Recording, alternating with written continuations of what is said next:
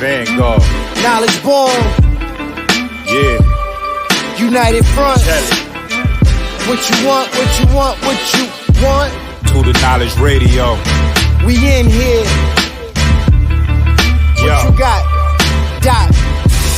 Work hard as a slave to one day be your savior. The wave unwavering. This is a labor of love, rise with a purpose every day, invigorated. If we were on TV, we'd be 10 times syndicated. If we waited for validation, a paycheck or accolades, we'd be starved, already lost or ran away.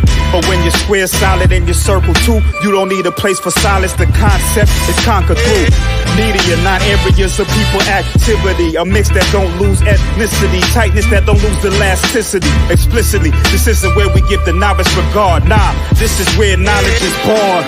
Last time that I checked, I'm undefeated. Deliver edicts, can't resist when the gods build and manifest freedom. When lines get crossed, they may push a loss, cause they get handed a check. We kick the can and cancel your cancerous gestures. A prophet vision, precision, the prescription for the sickness is to inoculate your fate with the winning. Arrogant beginnings turn to humble endings. And US with KBA is a win-win.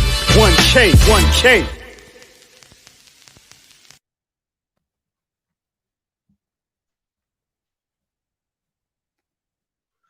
Peace, peace, peace. Peace and Black Power family. Welcome to another episode of Do Knowledge Radio. Place from Knowledge is Born. This is your host, Knowledge is Born Alive. So I switched the camera view so I could take this all in. You understand what I'm saying? Because I'm going to say a couple of things and I need your ears to match your eyes right now. I need your ears to match your eyes right now.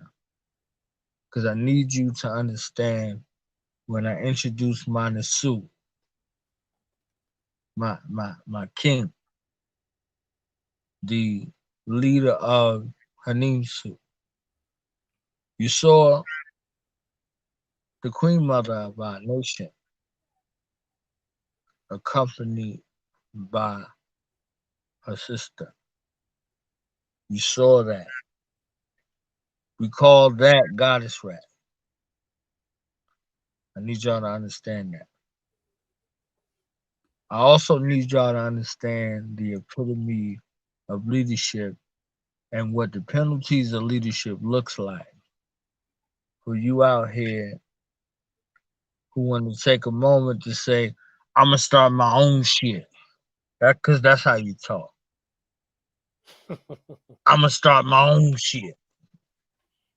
I need you to understand the weight of the statement that you're making before your ancestors and our creator. One who has sojourned for a decade or more in regards to taking everything and everyone who came before him in leadership. And by the grace of his ancestors and by the grace and mercy of Neter, who groomed him, who shaped him, who fashioned him to take a position of leadership for us, to right the wrongs and the misrepresentations of the Nile Valley civilization that preceded us, that many may claim on their tongue to latch on to, but not so many to sojourn in the way that our Nsw has. I need y'all to understand that this is a father, this is a husband, but this is a Nile Valley scholar. This is a Nile Valley scholar. He's not one to adorn a symbol to his head, but the symbol is etched in his head and in his heart and in his dealings with us as African people. This is not a looky-loo scholarship type. This is one who is serious about scholarship and an adherent to the culture where many have claimed to be practitioners of. And many have mixed up and fixed up together in the homogeny of looking for inclusion. This is not that. This is an author who has crafted by the will of Nature and the will of our ancestors a instruction manual that can give you insight into what preceded us. Our brother, our teacher, our guide, our Nsw for those who claim to walk this way in regards to the Nile Valley culture or Kemetic science more directly. The foremost authority on Kemetic spirituality, our brother, our father, our teacher, Nsw, affectionately known to the world as Nsw Aankhu Benu, my leader and teacher and guide. Yo, Nsw yo. Aankhu Benu Sinai Manu here on Do Knowledge Radio. Duanater, do I.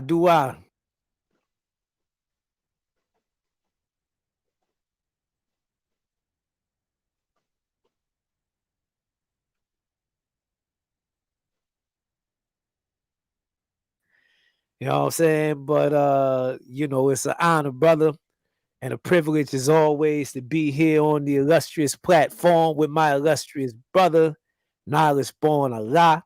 We on Do the Knowledge Radio, and I feel something working, moving in my spirit. I don't know what's going on, what's about to transpire, but Hey, I feel the fire. You heard me? look at my twin brother, your Yo, son, yo. our twin brother. Hey, Uncle Jacinel, bet who that? When I realized that this level of greeting had transcended our colloquial greeting, I had a guest on, and you know, my guest came on with the Empress. So, to the Empress' credit, she was a witness to what Nile Valley culture inculcates. So, the brother came on, he said, had to pull. So, naturally, I said, had to pull Uncle Jacinel. And he smiled. And he said, oh, Uncle Jacinel. You understand what I'm saying? So, in that essence, I realized what was made plain in regards to a gravitation and an elevation based off of what we might see simplistically as a greeting. So I'm thankful to Nature and our ancestors to allow you to come here in this space of Kansu to deal in the space and place of what is regarded by us as time, for sure. So how you feeling? How 2020 been treating you? And after those responses, we're gonna get into what's going on.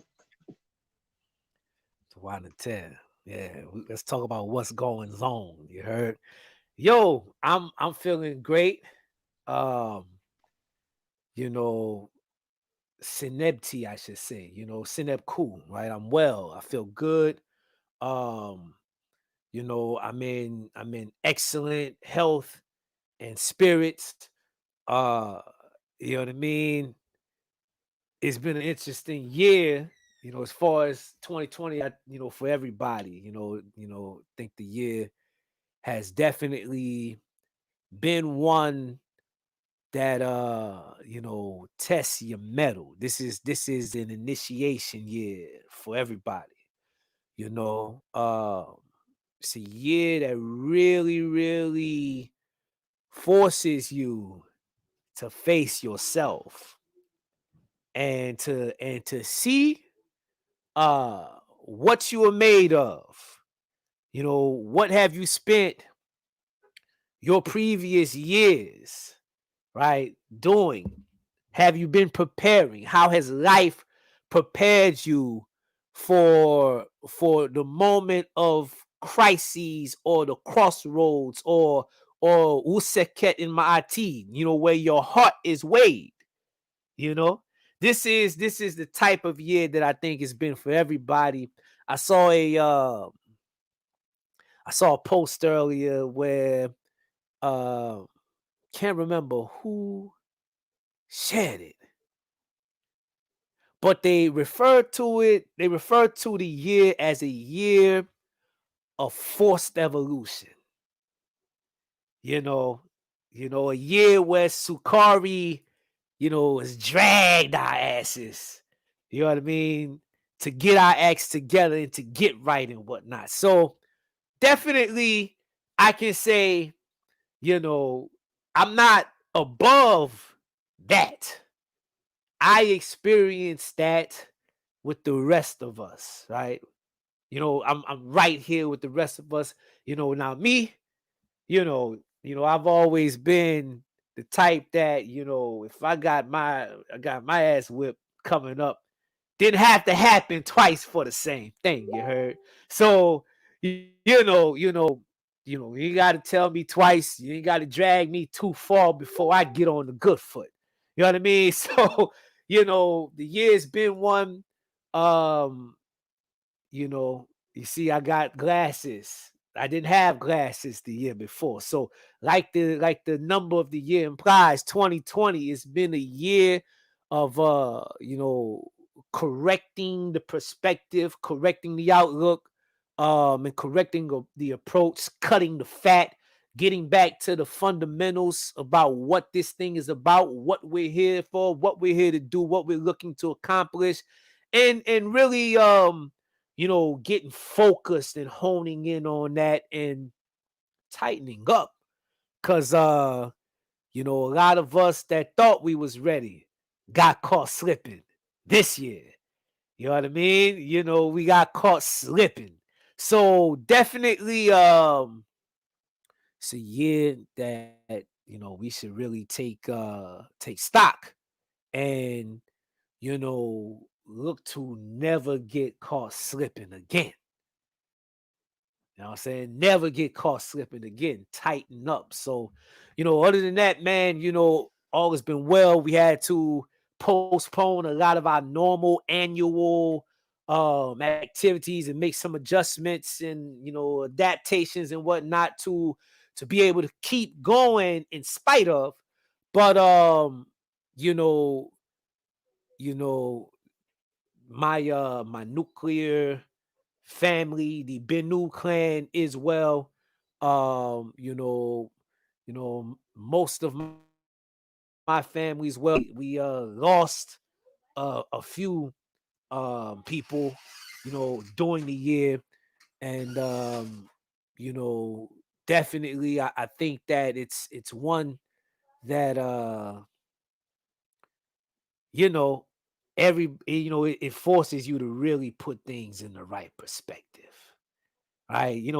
How you say, this is a year that African people gotta really, really learn how to be African again.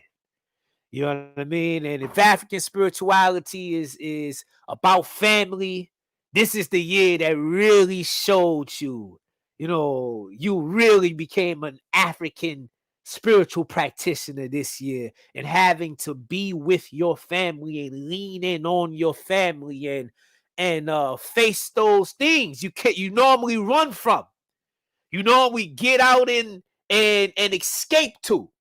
You know what I'm saying? Get away from the things that we don't want to face and deal with them shadows. So this is a year that, like in many initiations, they put you in that dark room. They put you in that dark room till the light comes on within, and that light is shine on that thing that we normally don't want to look at. This is the type of year that it's been. And I say droit notaire for it because we're making it through. We made it through. We're making it through, and definitely looking forward to getting things in the right order. Going forward. Back to building. You heard? That's real. That is real. 100%. And that's the definition, too. That is the definition, too. So we venturing off into the dark places. And y'all see, that my twin is lending testimony in regards to overcoming our pet. A real thing. Not in soliloquy alone. The process of overcoming, not overcoming as if there's a period. In the process of going to where you journey to that period. Yeah. And those who have claimed from their tongue, right, that might have translated into a belief in their heart, their tongue and their heart might have been in resonance with one another. The evidence of the synonymous state of one another goes into our action.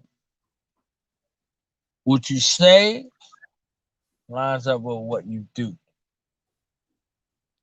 What you say or profess from your tongue, which emanates from the space and place with your mind, lines up with what you do and how you move. Because, Nsw, we come from a school and dispensation of time from what you say and what you do become congruent with one another. Have you not heard that your word shall be bond, regardless to whom or what? To whom or what? So, this situation in regards to what we say we want, that evidence had to be in congruence with what we do. The evidence of what we say we want is aforementioned by our walk. So, looking at 2020 in particular, but our sojourn as African people here in the hells and smells of North America, from a perspective as a leader and as a perspective of collective leadership, because you walk in the same lane of line and divine as this pictorial image that I present as the Honorable Marcus Messiah Garvey, the most Honorable Elijah Muhammad, Master Fawad Muhammad, and Prophet Noble Drew Ali. You walk in that same line of divine in regards to the formulation of this organization that we'll get to. This leadership, penalty or gift or penalty and gift of leadership.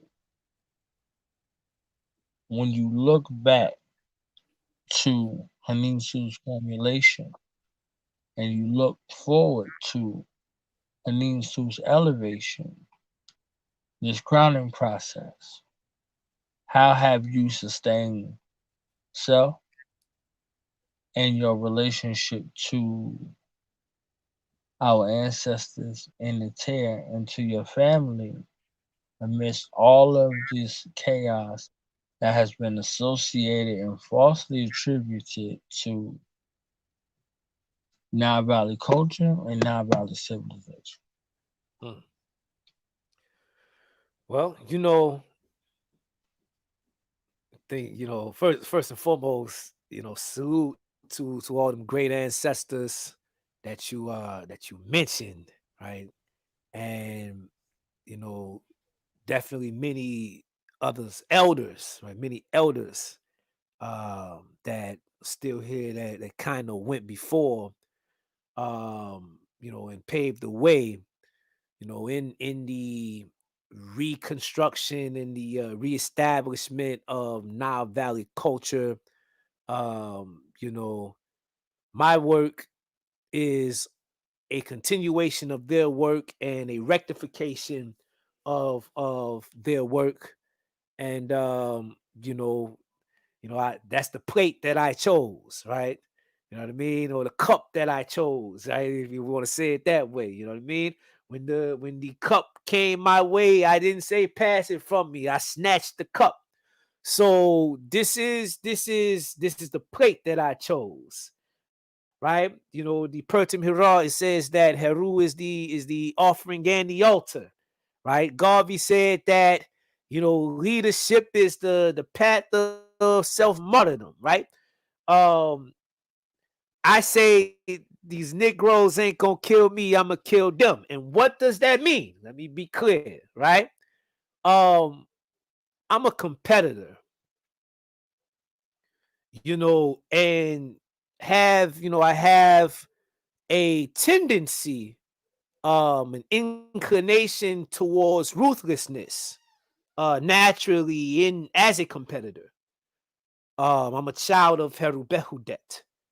And with that, you know, it's about not just um being a useless sacrifice, but making sure that the moves that we make, the decisions that we make, are all in line and in step with the successful accomplishment of our goals.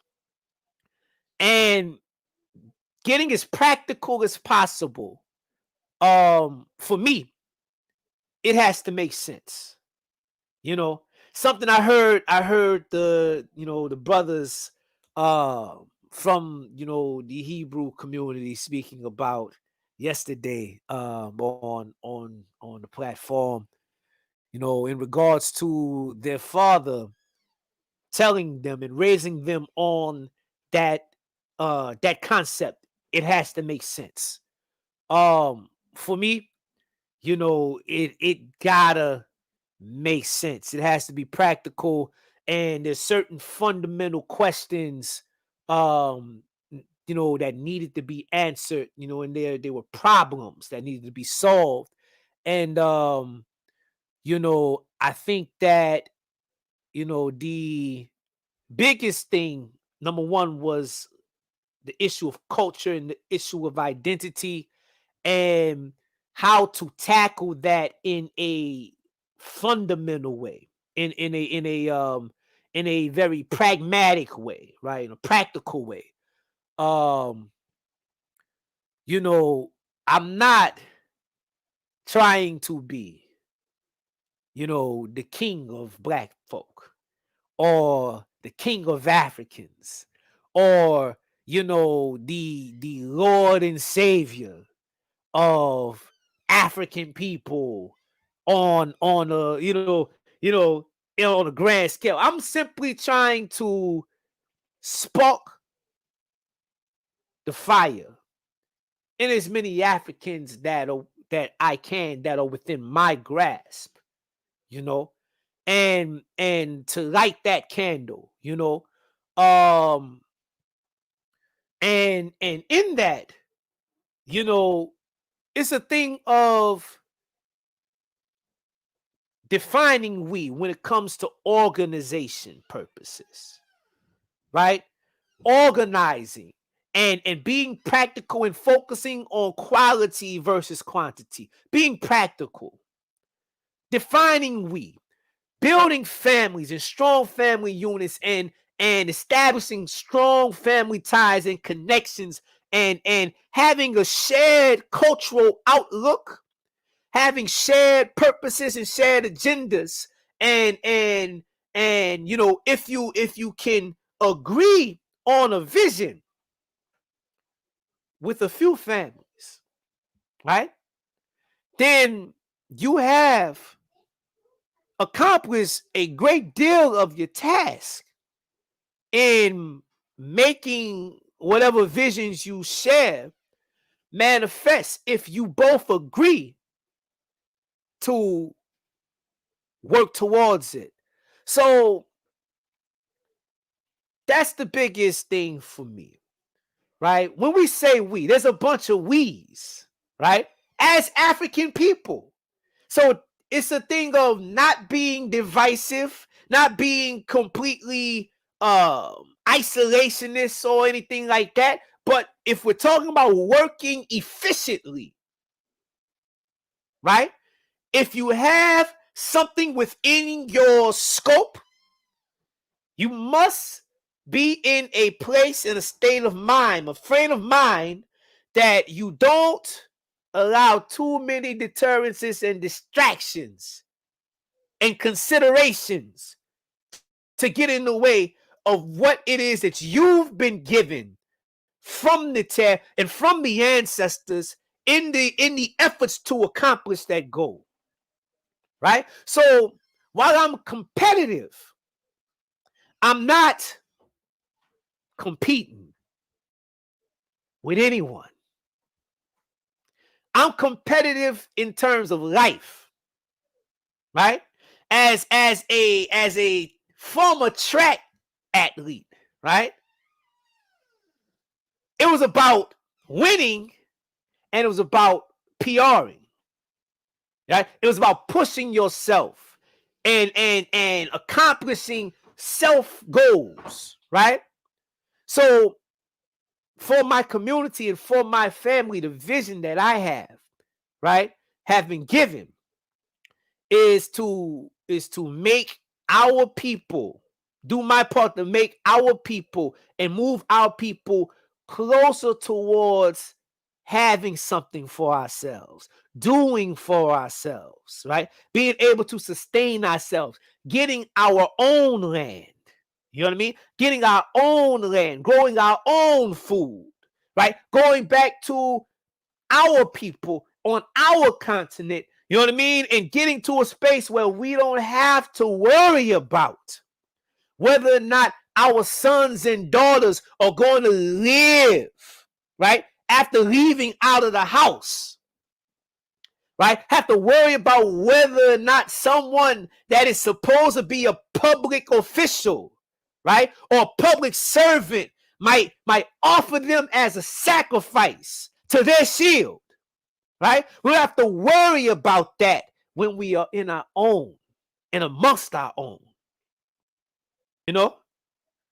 So that's my goal. That's my vision. That's what I've been given, right? And Nile Valley culture is the vehicle, right, that I've been given to do so.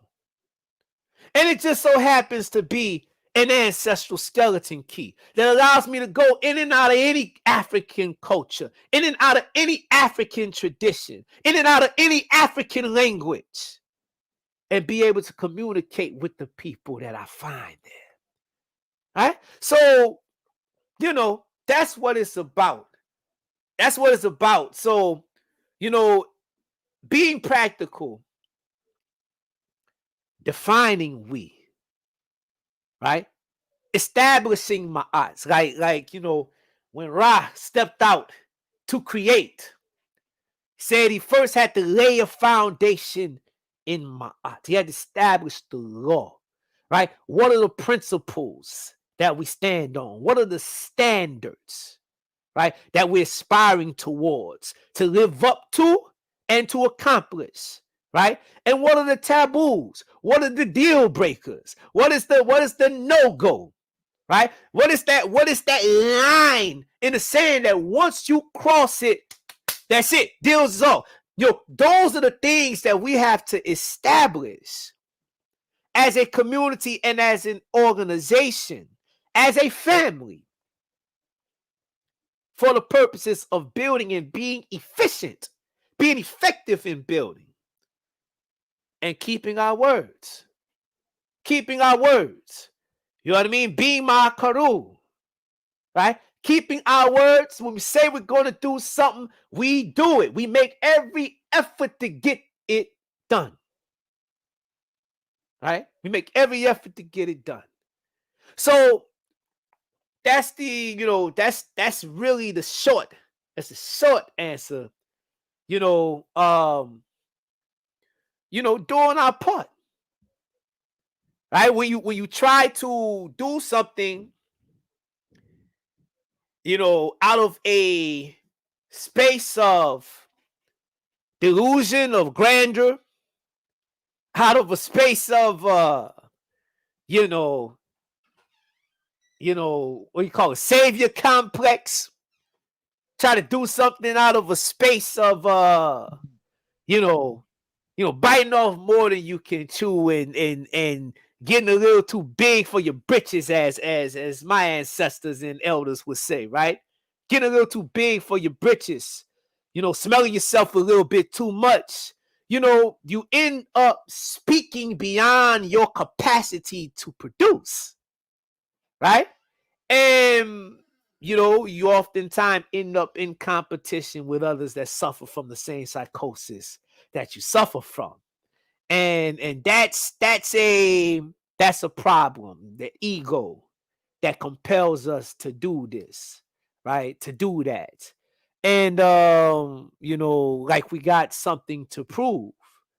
And when actuality, our ancestors been building pyramids for a long damn time. All you gotta do is pick up your goddamn brick.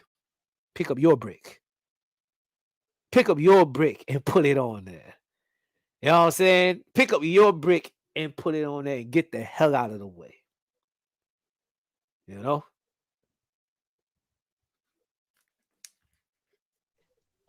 That's real. So, I asked the question a couple of weeks ago in regards to leadership. How did you and how were you able to circumvent the evils? Because you come from a crop of organizations and organizational line. How were you able to circumnavigate the evils associated with leadership? So whether it was in the nation, whether it was in the Nation of Gods and Earths, whether it was in the LCL society, how were you able to circumnavigate the evils that's associated with zealousness in regards to leadership? And with our organization, Henensu, how were you and how are you able, and what tidbits or advice you would give to someone who is so desirous, he or she, in regards to starting their own organization and the kind of kingship that you receive from organizational structures moving up and elevating to those ranks in regards to leadership? First things first, make sure it's for you. Make sure it's necessary. It's a difference between being called to leadership per se versus desiring it because you just want to be in charge and you don't like other folk telling you what to do. You know, um, I would say that I was a damn good soldier. You know, in any school, any organization that I've been a part of, I was a damn good soldier, and I sacrificed a lot. That's the big thing, you know, knowing your price, knowing the price that you're willing to pay. I quoted Garvey earlier, what he said about leadership. Are you willing to give your life to it? Dedicate your life to it, right? Are you willing to sacrifice to it and for it? Those are big questions, you know. Some things, are shy. Some things are shy. Some things are destined, right? I think that leaders are both born and made, right? Some things are destined, right? But whether or not you're going to be a great leader, I think that life has to really, really put you through it. You have to be tested. In our tradition, in our cosmology, it was Sutesh that killed Osed, right? His own brother that did it to him. You know what I mean? Think about this. You hear all of our great leaders, right? Said it before. They're talking about the same thing. What do you do when those that you're seeking to lead, those that you're seeking to help, those that you're seeking to elevate or resurrect, wake up, try to fight you every step of the way? How do you deal with that? How do you deal with envy? How do you deal with, with strife, with those that feel as though you're not equipped and want to challenge you? How do you deal with betrayal from those closest to you? Those are questions that you can only answer when going through it, once you've been through it, right? But I'll share this. Tahuti asked me, what's my motivation? All right. And yeah, when I say Tahuti asked me, I meant the Neter Tahuti, right? All right. I mean literally, the Neter Tahuti asked me. Right? We Africans over here, we engage in ritual and we engage the forces, we engage the ancestors, and they communicate. And we sit down and we talk to them face to face, like a man speaking to his friend. For real. For real. Right? So when I said that, I meant that. Tahuti asked me during the ritual. He said, I read a lot into people's motivations. What's yours? Right? I said, to get our people and my family, right, to a place where, right, we can be self-sustainable, self-sufficient, right, sovereign, if you will. A place where we can go to and grow into what it is that we're meant to be, what it is that we will to be, right? Liberation, right? That's my motivation. He said, good. Always keep it at the forefront of your mind so that when things get difficult, as they must, that you don't lose sight. Difficulty is ordained. right? Difficulty is ordained. When we look at the Usaket in Ma'ati in chapter 125 of the Pertin Hira, right? The weighing of the words. People call it the weighing of the heart, but in actuality, it's the words that are weighed, right? Someone has taken 42 oaths and they must declare that they haven't broken those oaths, and their heart is weighed to see if they are ma'akaru, to see if their words are true of voice. They speak in the truth. See if their word is bond. And if their word ain't their bond, they might lose something off their life. This is life, right? And we say we want this. We say we want that. We say we want to be a leader. We say we want liberation, right? We say we want sovereignty. We want a lot, right? We will a lot. Life must present the challenge, the test, the preparation. It's real, it's actually real simple. When you say, as Neter man infested, when you say, when you speak, when you declare you want, you will, right? Life begins to move you towards that. And for every movement forward, there's a counterforce.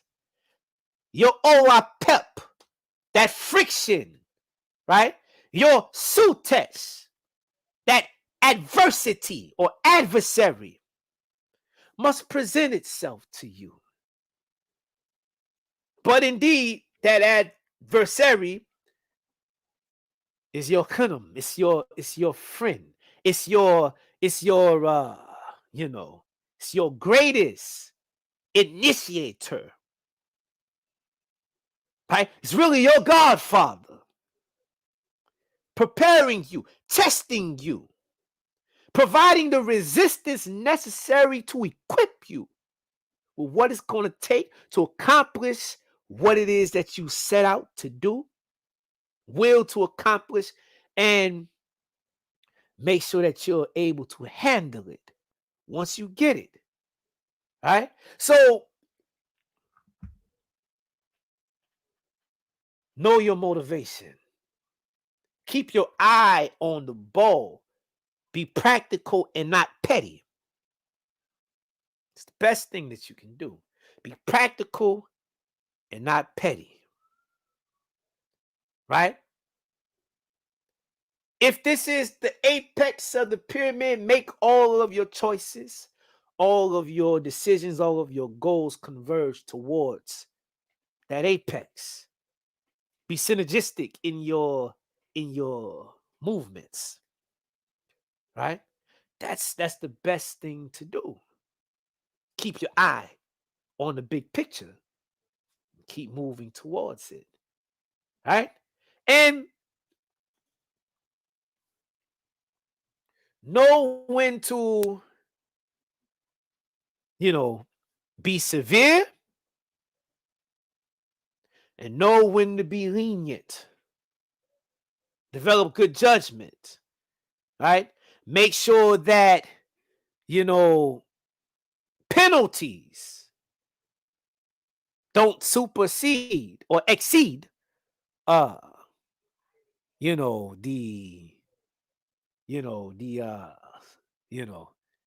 mishap, if you will.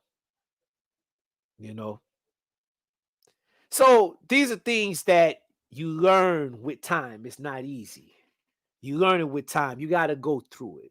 I can't tell anyone how to deal with,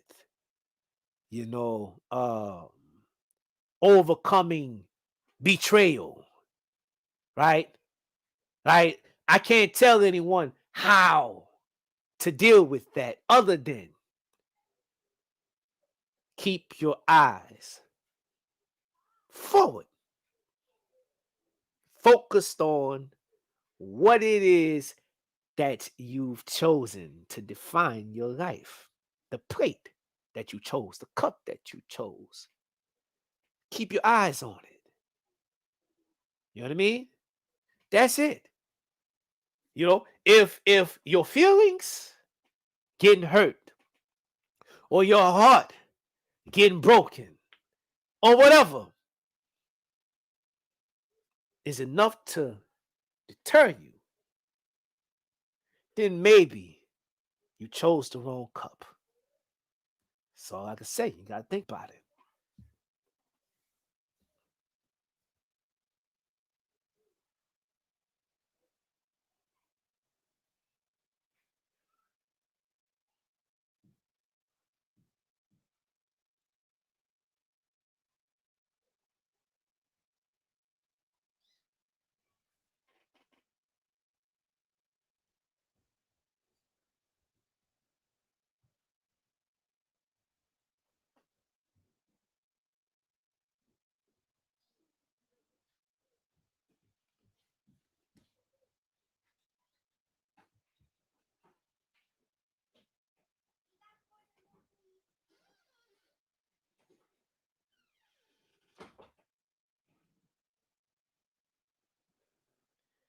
Yo, Born, you there?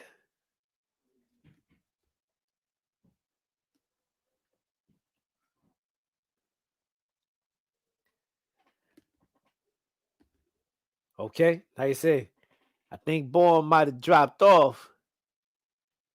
You know, shout out to the fam in the chat. You know, do I thank you for tuning in. All right, here we go. Yo.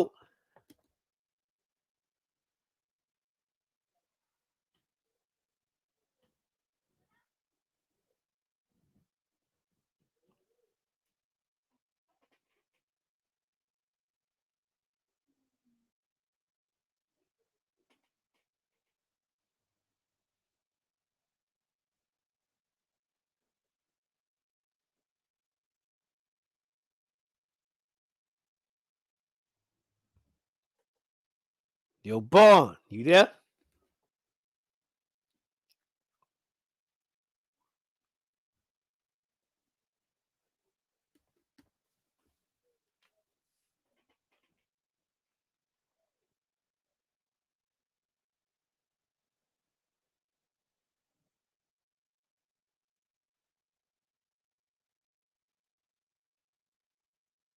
All right. Say, me in between time. We got any comments or questions in the chat room?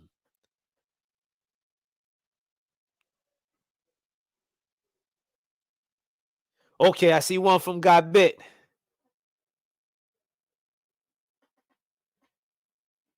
So, with that being said, if your duty is to keep your eyes forward, what advice would you give someone at maintaining self through adversity and challenge? A, it's about, again, keeping your focus, being practical and not petty, right? Knowing when to rest when you need to rest, right? You know, that's a big one. Resting when you need to rest. You know what I'm saying? You know, I think sometimes our focus, you know, we can become obsessive. And it's a very fine line, right? To tread between relentless focus and drive versus obsession, right? Because once you cross into obsession, and it happens, you cross into obsession, and you know you begin to kind of push yourself too far and too hard, and you know become kind of blind in your tunnel vision, you know, too close to it to actually see clearly, and things begin to kind of fall apart. So, knowing when to step back, knowing when to pause for a minute and collect yourself and rest up, regain perspective and focus, and then get back to it, right? So that's really the main thing. Take the time to take care of yourself. Sometimes when we go so hard, we don't rest, we don't sleep, we go without eating, or what I mean, whatever the case may be. Take the time to take care of yourself, because at the end of the day, if you're trying to accomplish something for you and yours to enjoy. You're trying to accomplish something for you and yours to enjoy. I'm not one of these folk that's that's just trying to offer myself up, for the rest of you jokers to enjoy it after, on my no, that ain't it. I'm trying to get all of us there to enjoy it together. I'm not, I may not, get to the promised land with you, but we as a people, no, I'm a competitor. I want to win. You hear? So I'm trying to get all of us to the land that we promised each other that we're going to get to. So in order to do that, I gotta take care of myself. You gotta take care of yourself. We gotta be healthy, right? We have to be functioning at an optimal level in order to accomplish these things together. So knowing when to step back, knowing when to unplug, knowing when to take your break, knowing, that you got to take care of yourself. You got to be on top of your health and getting the sleep so that you can function properly and optimally in your mind, right? And in your body.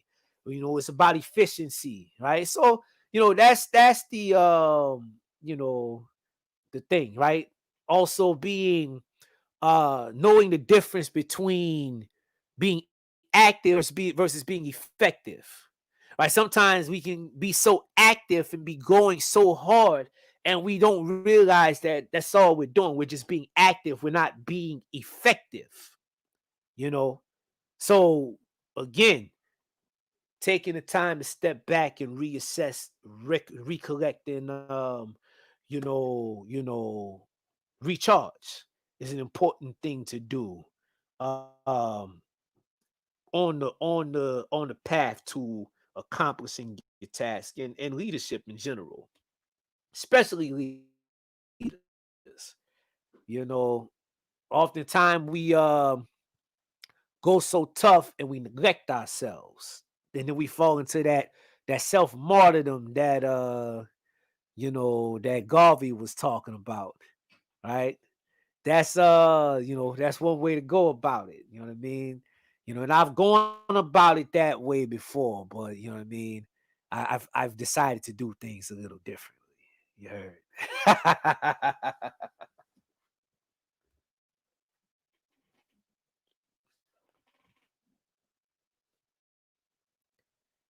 Yo, Vaughn, you there?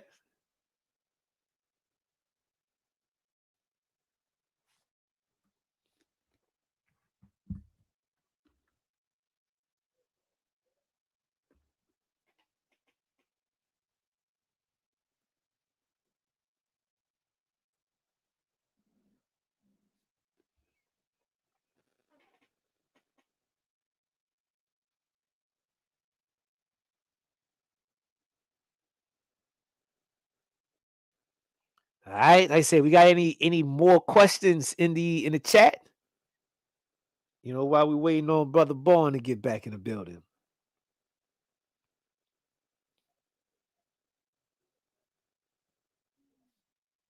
Okay. Yo, Vaughn.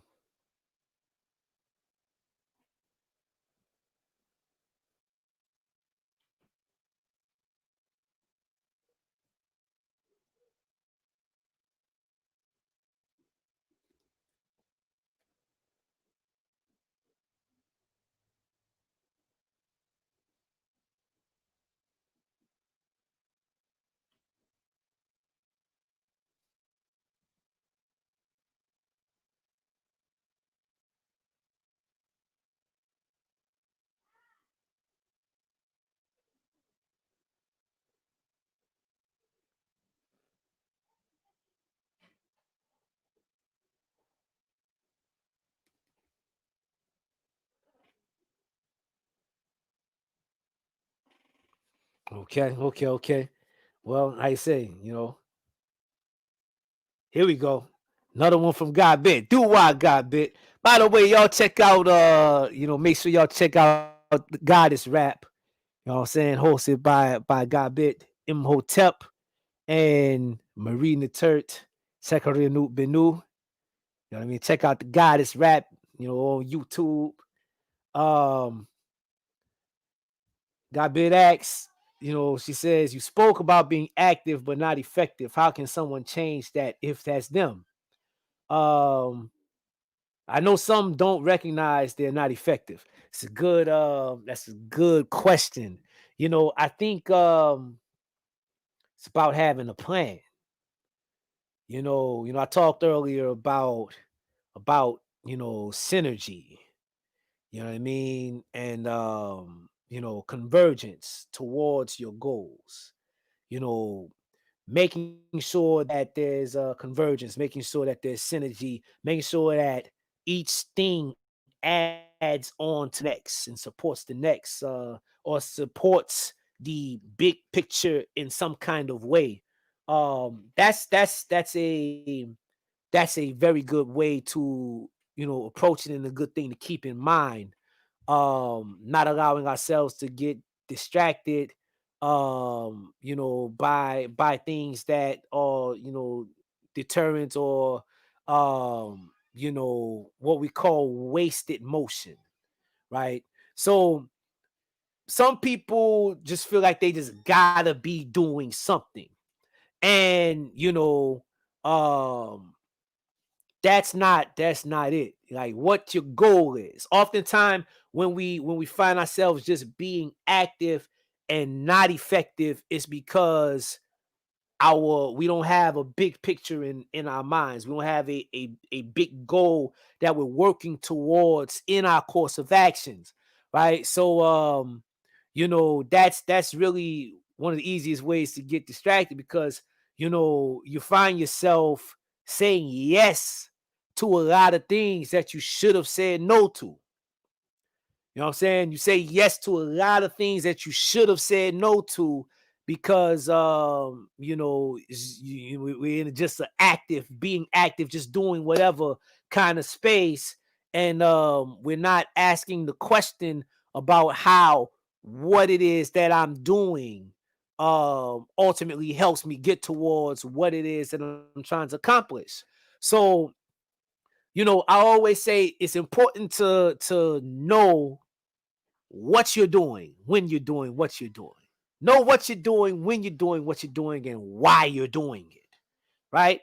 Um, that's very, very important in maintaining focus, and staying effective, and using the power of no, having a plan, having a vision, right? A POA, plan of action, a vision, that ultimately everything else that you do in your life with your time, outside of whatever recreation or downtime, right? Because sometimes we just unplug, and when we unplug, and you might want to entertain yourself or whatever. That's good, right? We all do it. But when we're working, right? We want to make sure that what it is that we're doing when we're working ultimately serves to further move us closer to our objective. Otherwise, we wasting time, and energy is wasting motion, right? We want to move efficient down the track. We don't want to be, what I'm saying, running side to side when we should be straightforward, right? That's what that is. You know what I mean?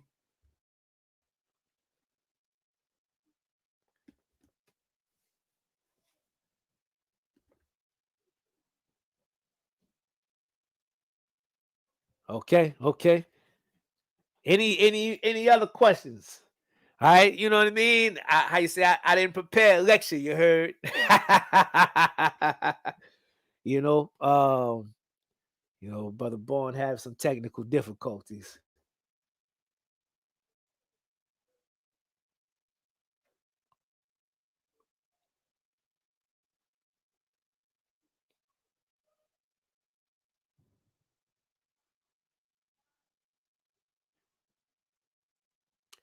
All right, so just a little, let me talk a little bit about I see some some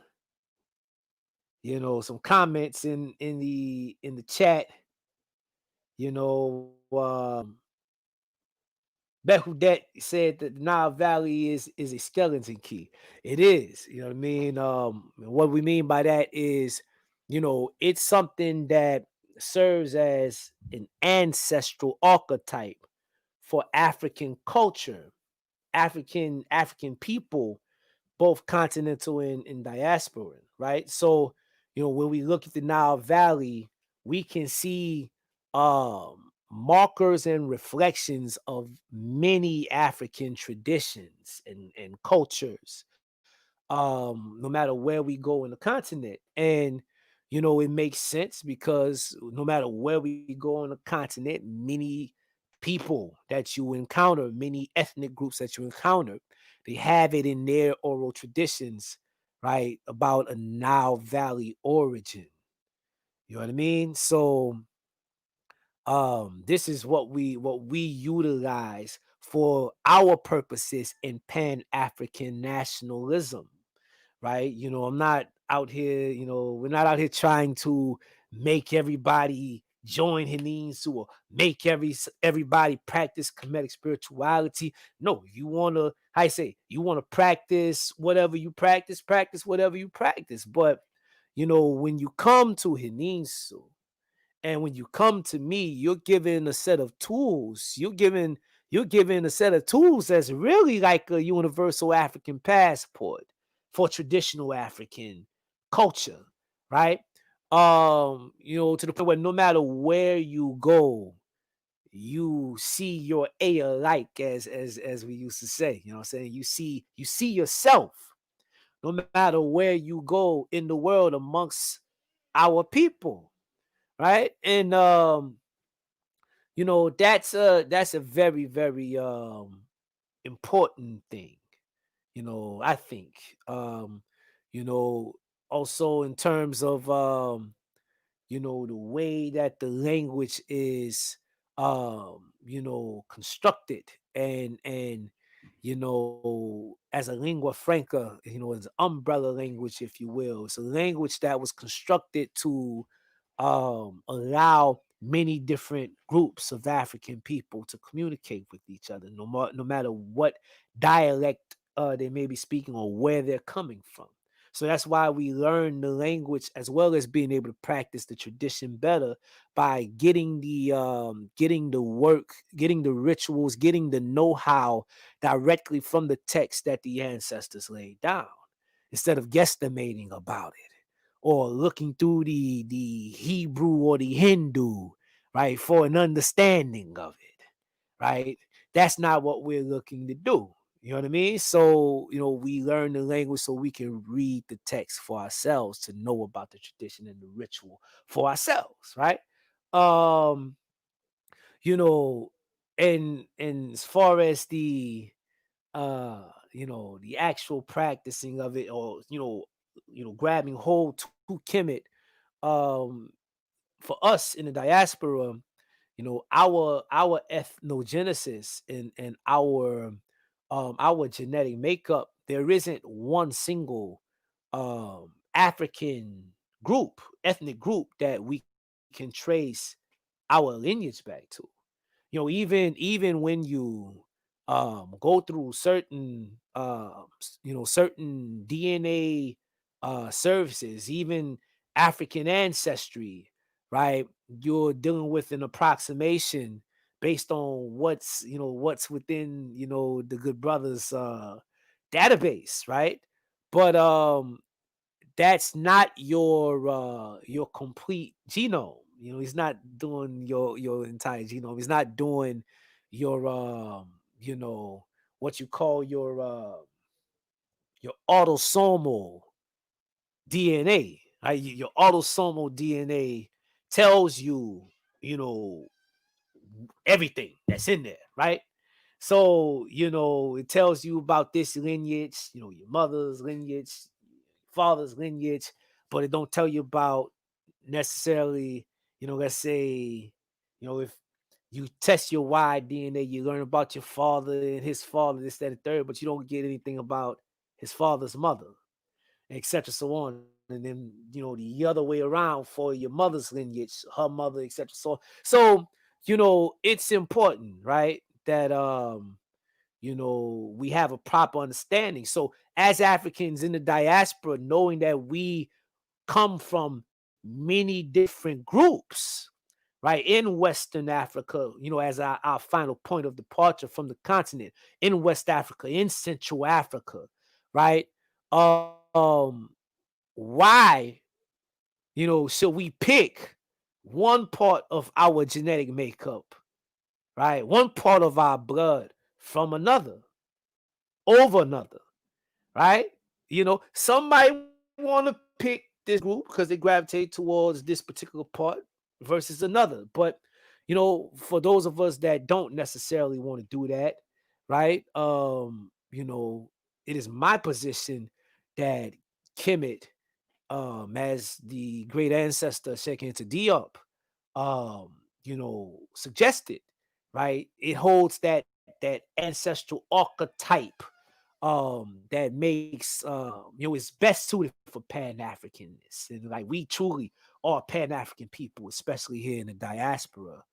You know what I'm saying? Can't say that, I'm this or I'm that, and be 100% correct and exclusive in that, right? So that's why we we grab hold to Kemet. Many of the groups that we come from in West and Central Africa have it in their oral traditions that they trace their lineage back to Kemet.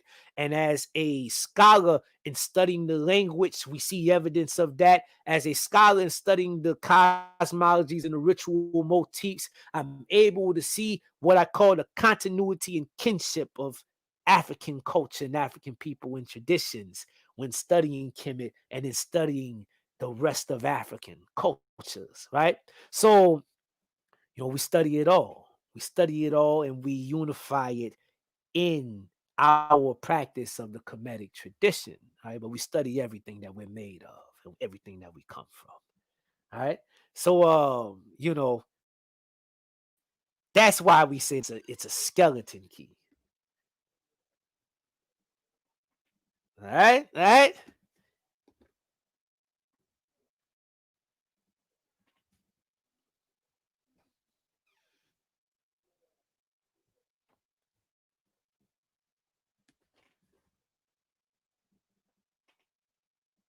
Let's see. We got any other questions?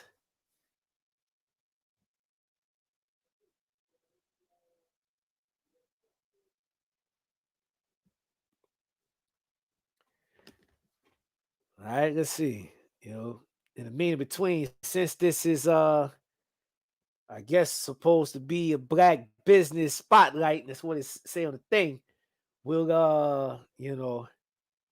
guess I'll talk about some of the things that we got going on business wise, right? So if you want to learn, about some of our business, ventures and things that we got going on, you can go to www.henensu.com, www.henensu.com, henensu.com, and there you can find my works. I've written and published 3 books to date. The Key to Eden, Avenging Osir, and Remembering Osir, right? And you can find those there. The Key to Eden I wrote for the family that's still in the church and dealing with the Bible and all of that. I wrote that as a book to sort of bridge the gap, to kind of let you know where those of us that that have self-knowledge, right, and have grabbed of African culture, our African culture, reclaimed African culture. It is to convey the principles that we practice and have grabbed hold to in a language that's that we can we both can understand, or that may be more familiar to our family that's in the church. So oftentimes language gets in the way, and if I talk to you about Heru, or I talk to you about Shango, right? You might not be able to feel me because, you learn that there's only one name, right? That's XYZ, da da da da, right? And that's Jesus, right? So I wrote the Key to Eden to be able to translate to you where we're coming from in a language that you understand. Um, you know, as far as Avenging Gosser, it is our classical tradition, classical story, the story of Osir set in Heru from Ancient Kemet. I've written it in a novel form that is very relatable and for us to be able to connect to today, and definitely something that I think is very good for our children to be able to grab a hold to, right, and to read and to see themselves in it, to be able to relate to it and to learn the tradition and the principles from it. So that's Avenging Gosser. And then Remembering Gosser, that's the book, right? I heard one good brother refer to it as a tome, right? Because it's 600 and over 600 pages, and I wrote that as my offering in work in the effort to reconstruct Nile Valley culture and spiritual traditions. So that's what that work is about. And many say that it is the most accurate work to date in the reconstruction of the culture. um we try to stick to the script as much as possible, and we got a lot of work to do going forward in the effort to reconstruct. But if you're looking to get started in learning and practicing the culture in a way that is in alignment with traditional African religion, right, or African traditional religions, ATRs, traditional African spiritual systems, and in alignment with what the ancestors were actually doing, what they actually said about what it is that we see when we look at the reliefs on the temple walls and what we find in the papyruses and things of that nature. Then Remembering Gosser is a good place to start, and it's very real. Once you actually start practicing it, you find out that this is something very real because it validates itself for you almost immediately, right? So that's you can find those books on the website in the marketplace. And then also we lead an annual pilgrimage to Kemet called the Khu Them Tour. You can find information on that pilgrimage on the website as well, right? We lead, I want to say it's a 15-day, 15-night exploration of African culture and cosmology and ritual motifs and traditions. Um, starting often in Cairo, right, in the summer, right, starting in Cairo up in the north and going all the way down into the south, into Abu Simbel, Nubia, right, visiting Giza, visiting the Saqqara complex, visiting the museums, the Valley of the Kings, Luxor Temple, Karnak Temple, Edfu Temple, Temple of Aset, the Island of Philae, right? We stay a few nights in the Nubian villages, right? In Aswan, right? And we sit with the elders in Aswan, and we break bread with the elders in Aswan, and we learn from the feet of the elders in Aswan, right? Right. So this is it's an opportunity and an experience that we were able to, we were blessed to be able to craft for our people that is quite unique from any of the other experiences that are being provided for our people to actually go to Kemet, go to the Nile Valley. um I would say that we've developed a unique experience that it's unlike any other, and definitely one that, if you get the opportunity to go, right, you should definitely join us. It's the experience of a lifetime, right? So that's the Khu Them Kemet Tour. You can find more information on that at the website as well, www.henensu.com. All right. Um, let's see, brother Born, you in the building. Saw you pop up a couple of times, checking in.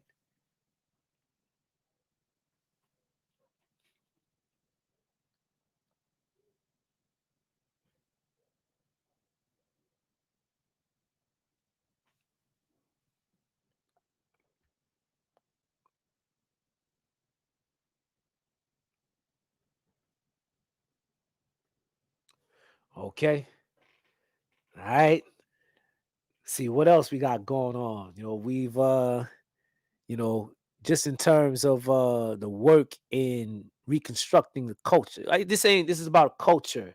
It's about culture, it's about nation building, it's about liberation. It's not about religion.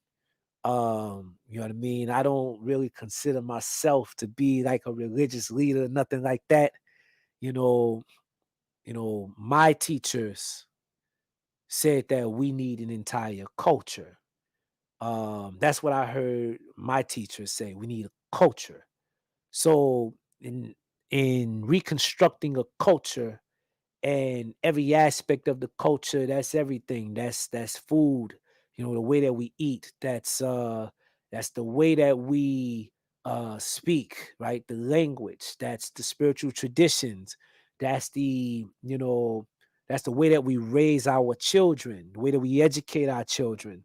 That's the way that we entertain ourselves, right?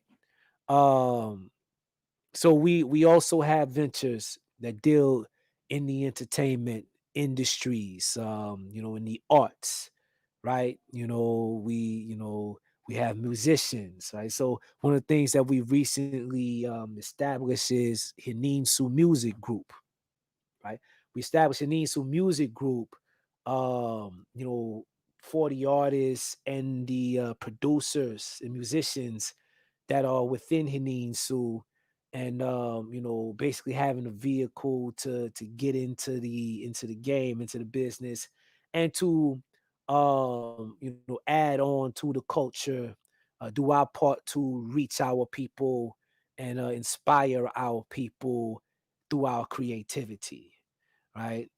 So that's something you can definitely look forward towards, hearing more about, and seeing some great things coming from us on a music tip as well. All right. Okay. Okay. Okay. So got a question in the chat. Gabit said, got any places they can send monetary donations? I mean, if you want to cash at me, you can cash at me, I guess. You know what I'm saying? That's cash.me at Nsw Aankh Benu 10, right? That's cash.me. I put it in the cash app, right? Put it in the chat. If you want to support, what it is that we doing.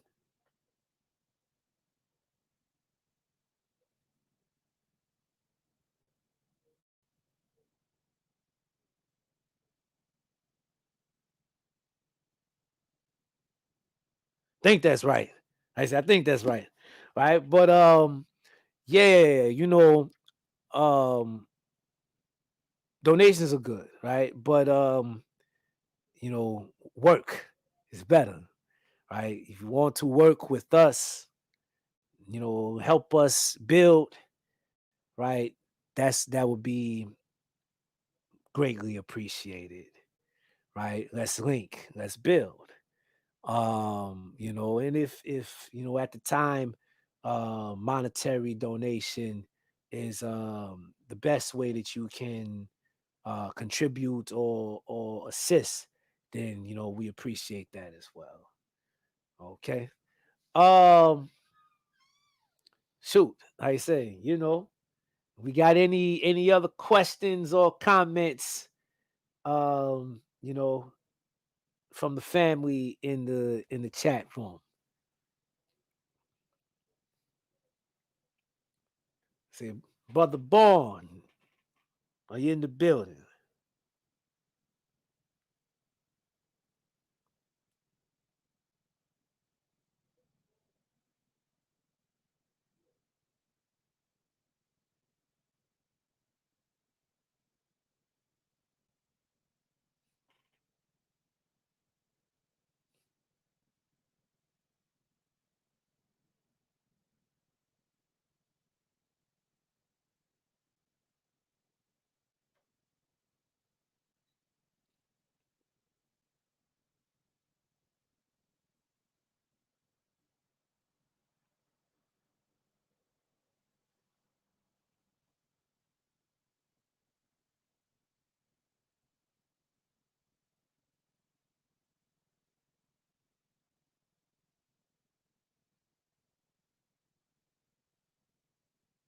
All right.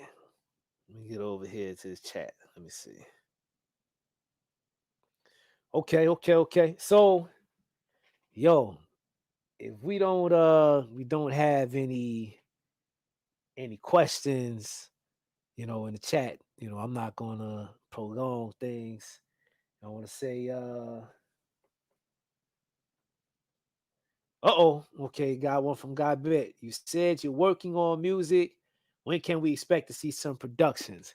When some productions get produced, right? And what I mean by that is when we're we get to that place where we can say, okay, this is done, right? Then we'll start releasing some things. We may release some singles before the whole projects are done.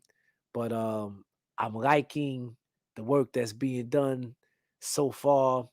We got some gifted musicians, some gifted singers, and some very gifted producers.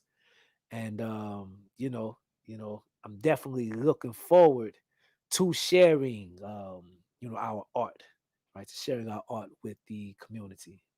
All right. So soon come, soon come, soon come. Soon come.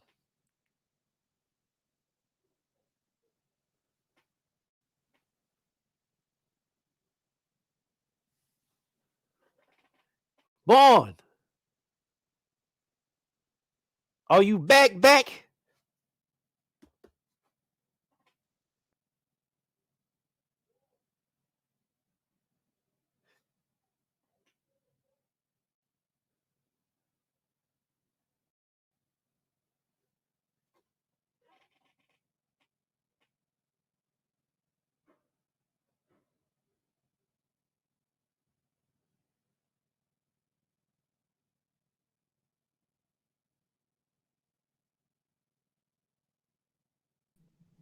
That's a fullness.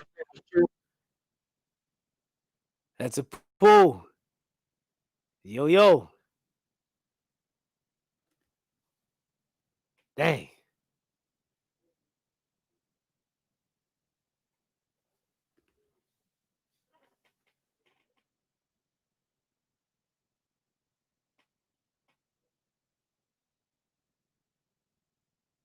Yo, that's a pull.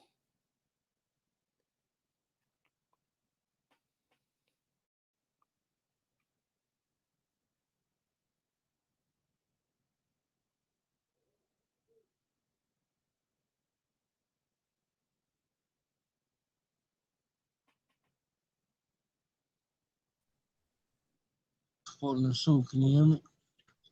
I can hear you well, sir.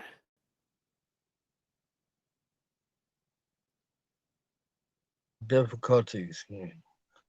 Yo, You yo. see, when you ain't got no game players on,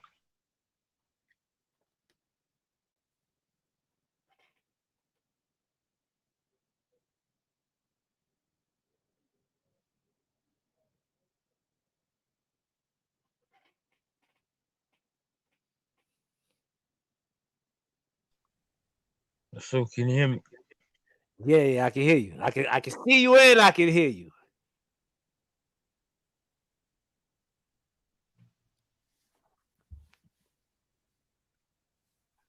So, final remarks since we had you on. We here on the day of Diosir, Dr. Youssef, Dr. Ben Youssef, Joe Cannon.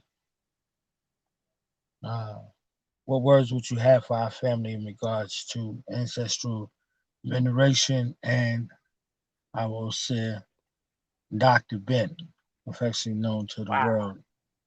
Pardon.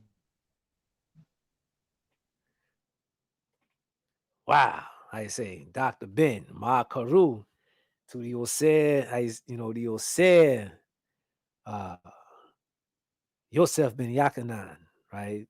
Dr. Ben, better known as Dr. Ben. Um, you know, final remarks.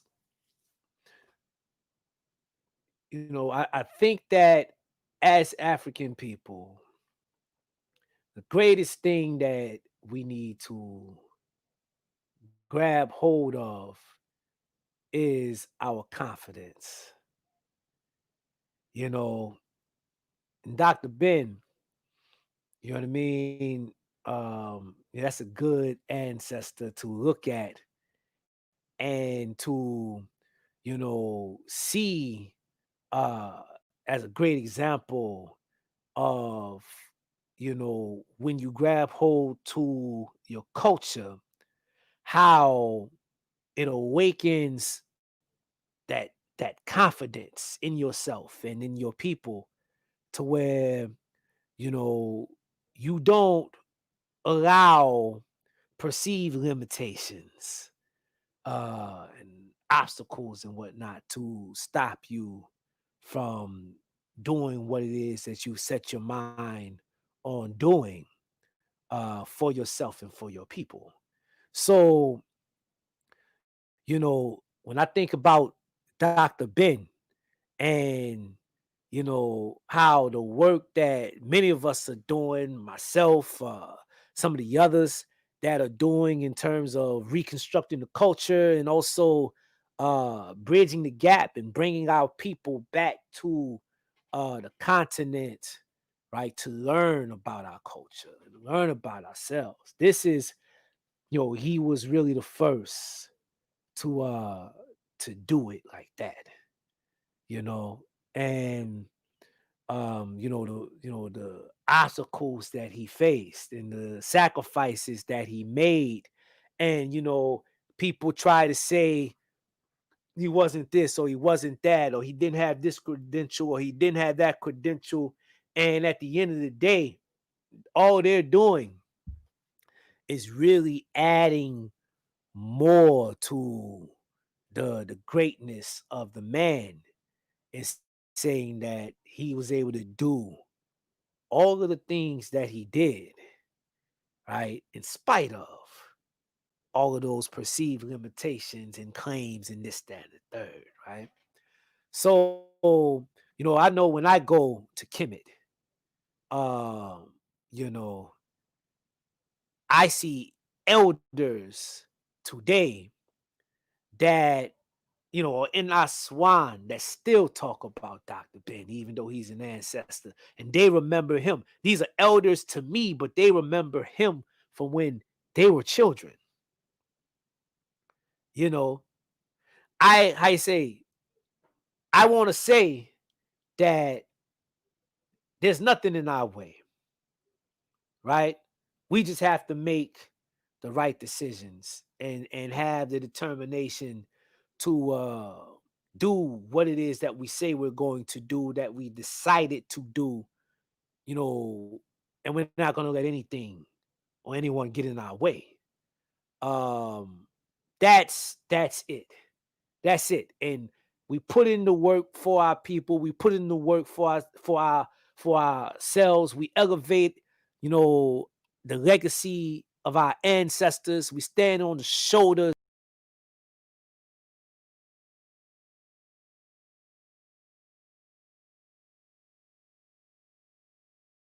ancestors, those that hear our names, those that um that our light was able to reach will say Ma'akaru when they hear our names. They'll say Mojuba when they hear our names. Right? So that's what I say, this is December 31st. On the Gregorian calendar, we entering into the new year. And if 2020 should do anything, right, for us, it should put our lives into the right perspective and context, so that we move forward and that we each day, live each day, making an effort, right, to create the lives, right, to bring and create our lives into fruition with the vision that we've set and established for ourselves. You know what I'm saying? Stay focused, Heru. Stay focused. That's it.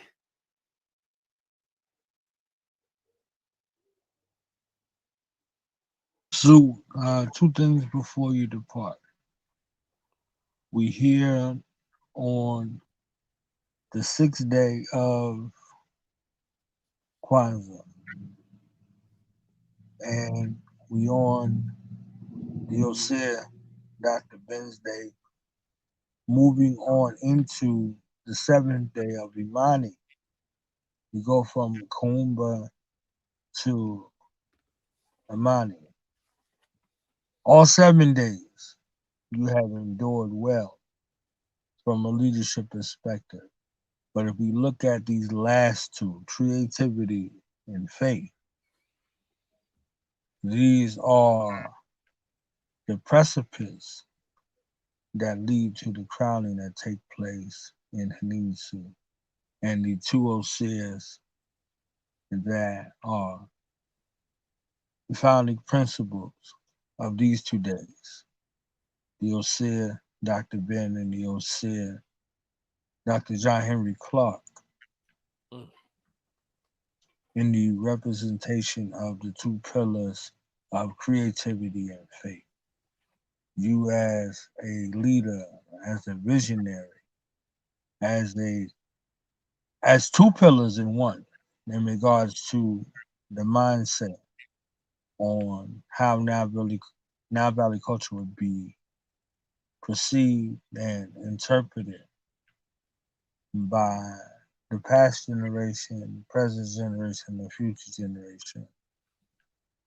What would be your remarks in regards to how Henensu has been able to circumnavigate from a solid foundation, starting off with Emoja, down to these last two pillars, and with these two would-be patron saints, creativity and faith, as you have gone through all of the transitions that you have gone through in leadership, in faith, and in truth Mm. along the years. What would you say to those who are still in doubt, or those who seek to misrepresent by intentional and unintentional stories about the Now Valley in regards to its authenticity and what those ancestors who preceded you, who spent their formative years in life about Africa, would say? Mm. Well, just in terms of again, the work, I'm in a place where, you know, I don't, I'm not an old man by no means, right? But sometimes um my level of tolerance and patience for certain things might be that of an old man, with certain things. Um, you know, when people try to divorce Kemet from the rest of Africa, they try to say we don't have, no connection to that, and they try to trash the legacy of many of the warrior scholars that went before us, and I look at that as they haven't yet fully exercised that Wazungu demon from their heart and mind, right? On one hand, but then on the other hand, it could just be pure ignorance and taking a dogmatic um you know position with their own scholarship for those that are scholars, right? Sometimes we're unable to really deal with information without the emotionalism. You know what I mean? So that's I say that's unfortunate.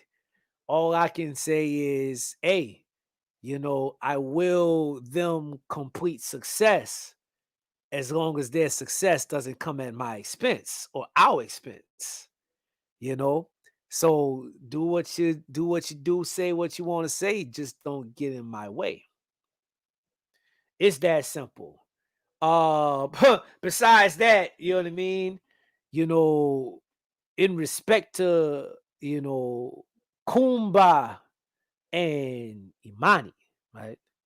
You know, I think that, you know, in respect of our agency, right? Reclaiming our agency as African people, that are in the process of resurrecting. You know what I mean?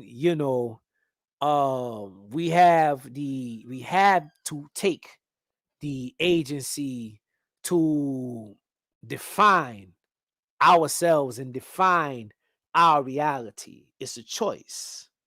When I spoke earlier, I mentioned how it is not my purpose or my goal to try and convert or recruit anybody to come and join me. The people that are with me, you know, and the people that encounter us, um, one thing that I think they appreciate more than anything, even more so than the information, even though they're getting real good information, is that we're real. We're real. You say the wrong thing, and you might get synced about it. You get synced about it. You might get cussed out. We're real. I'm not Pastor Pork Chop. You heard? You know what I mean? I'm not a preacher. You know what I mean? I'm how you say, I'm not none of that. You know what I mean? You say the wrong thing, you do the wrong thing, there may be some issues there. But other than that, we don't like to be in that space per se. Um we're setting out to do what we're setting out to do and accomplish what we're setting out to accomplish for our families and for our people. And if you're doing good work, you know, you know what I mean, I will you success.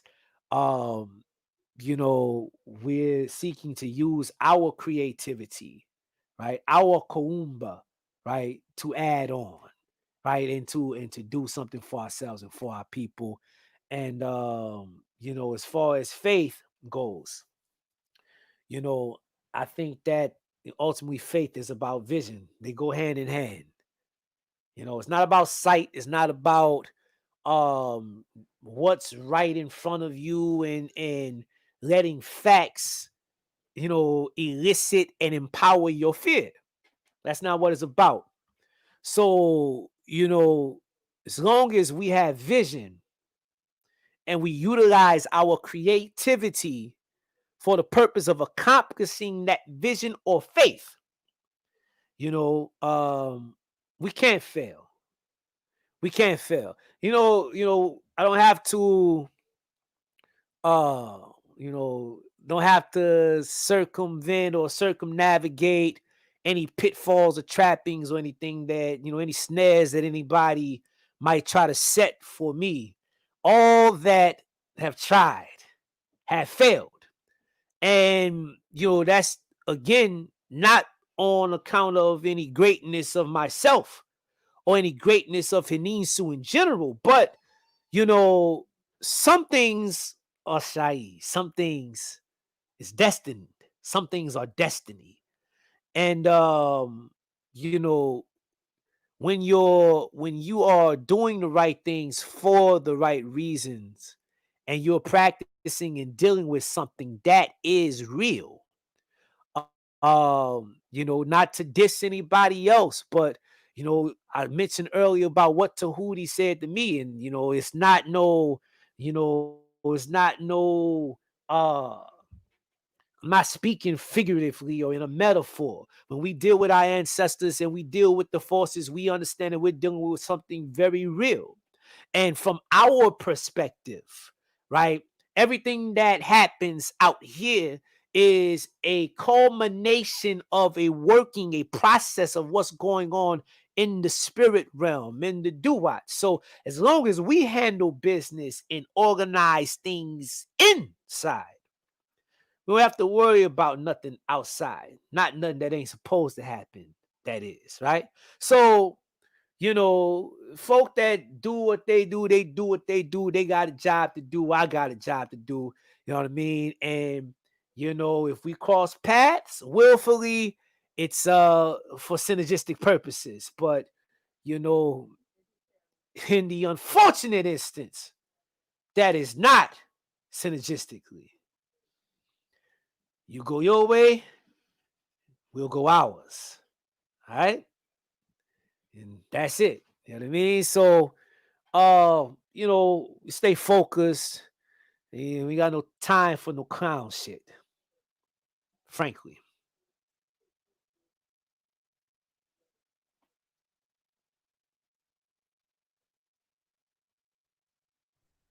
Frankly.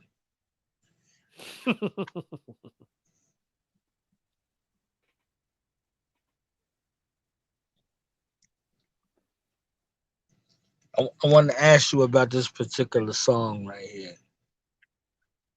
I'm sure you know what song I'm about to play, but it's our song, Indiscriminate. Because of this song, I met you, and because of this song, I began to walk in this particular way. This was a rallying song, separate but equal, equal but separate the same, rallying cry.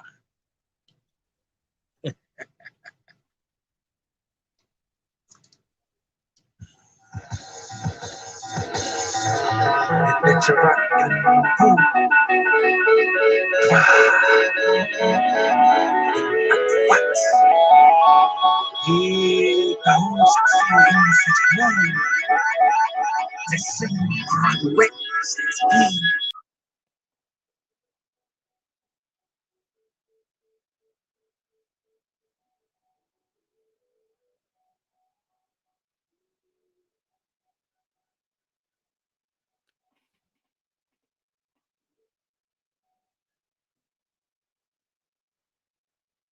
Uh-oh.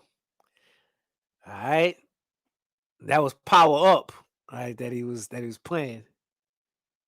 Um Before the joint went out.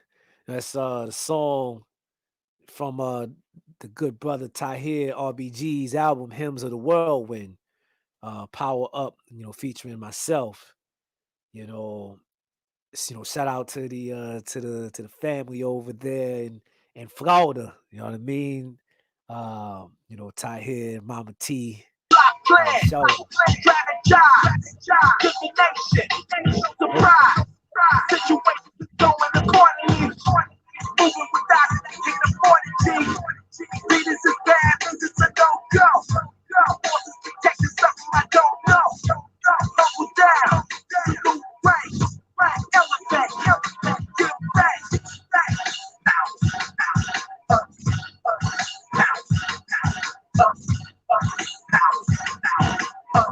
Fully charged, coming down with the gun.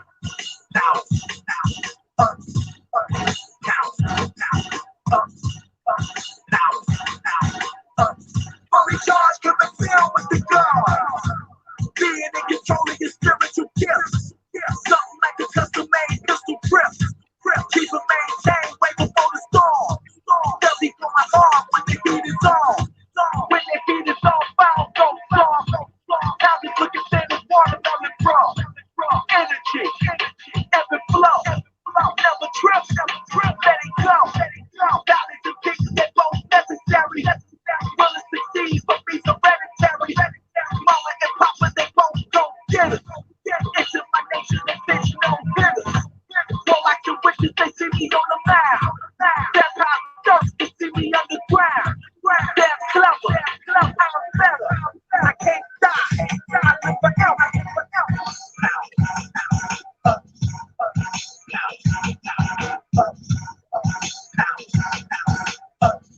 Because coming down with the God.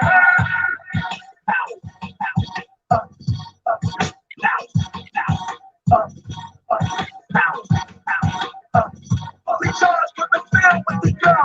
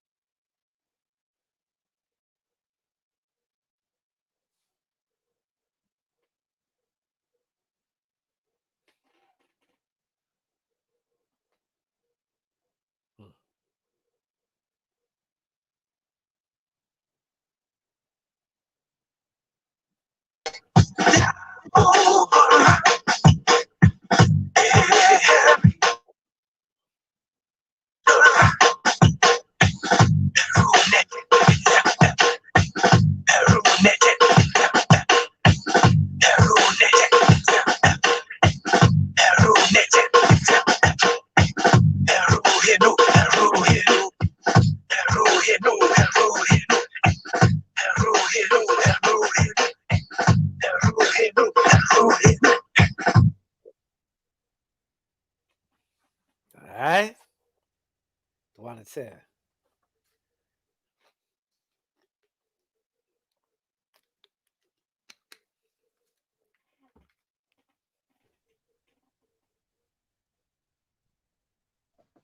While it's there. So this particular song,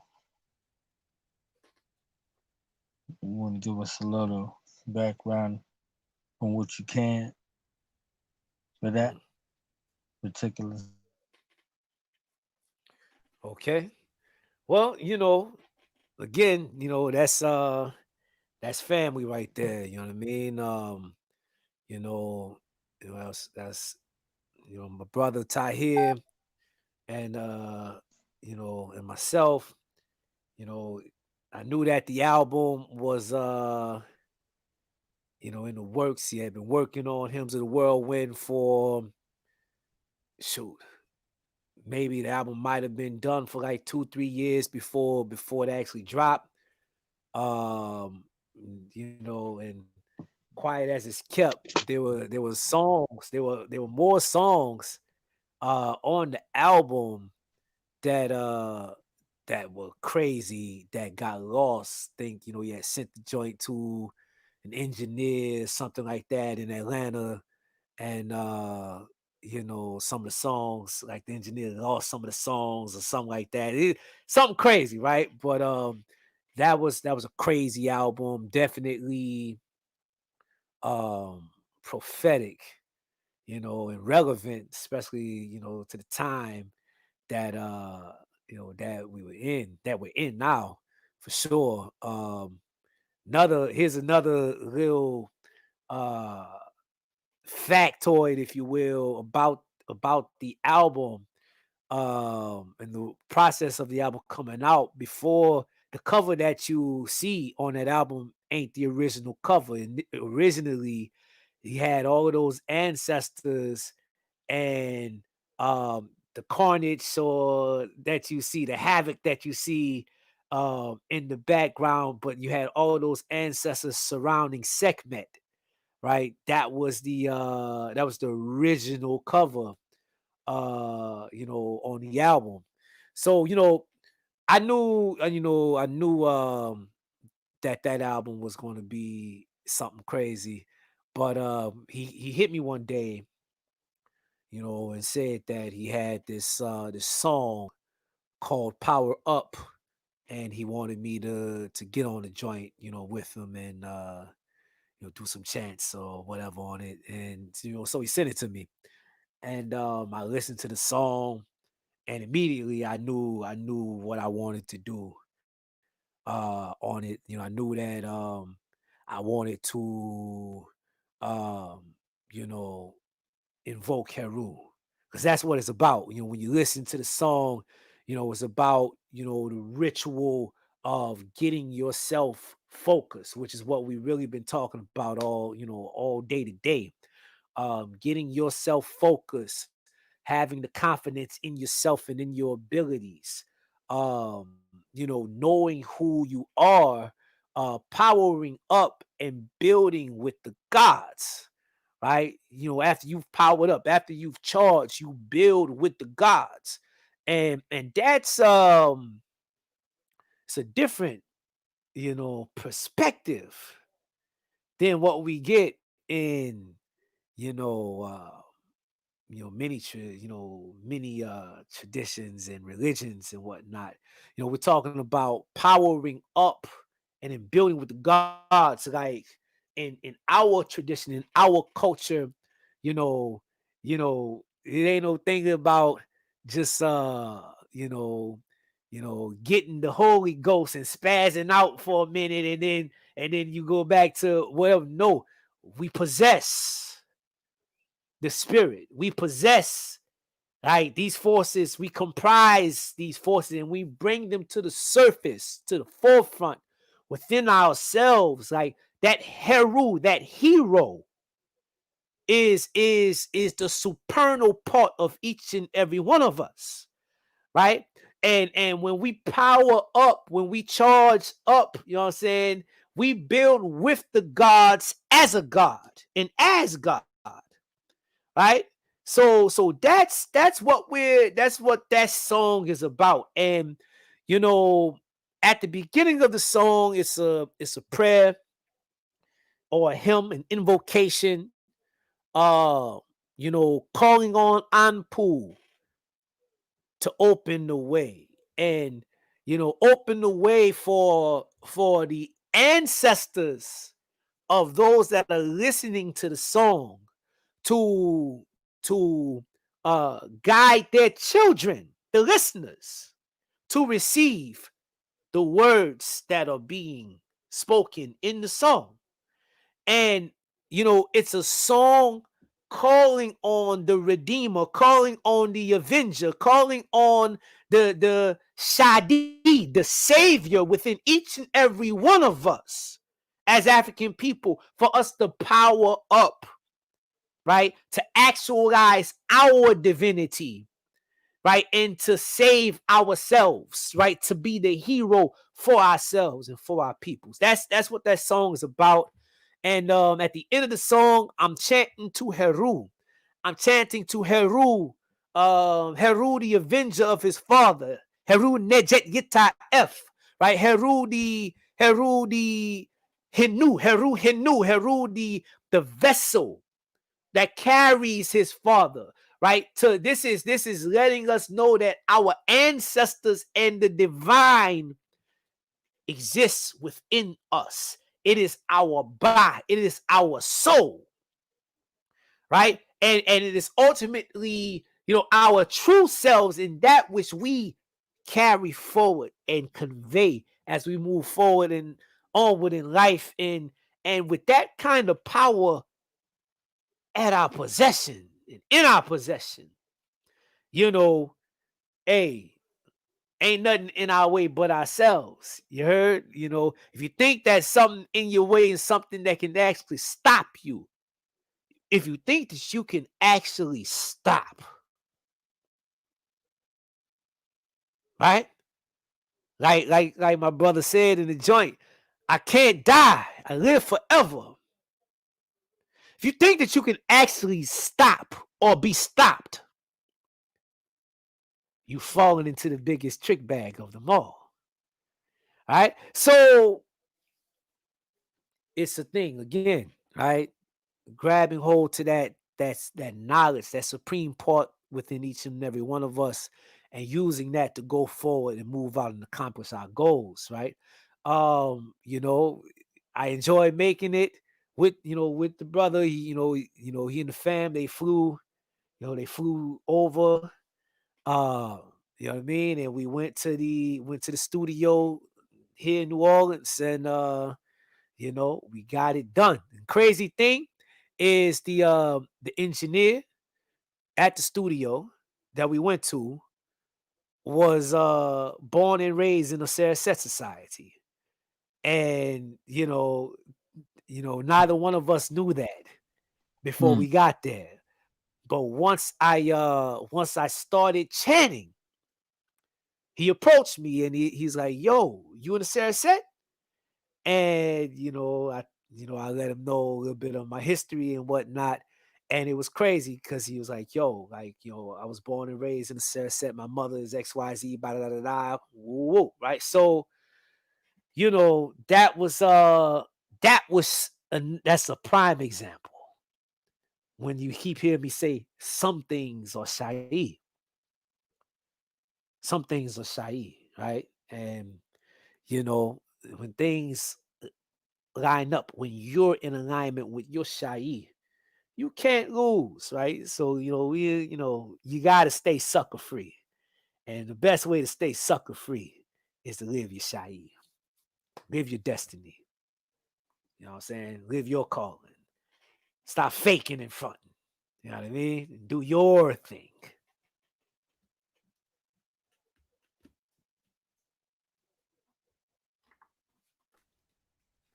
That's real.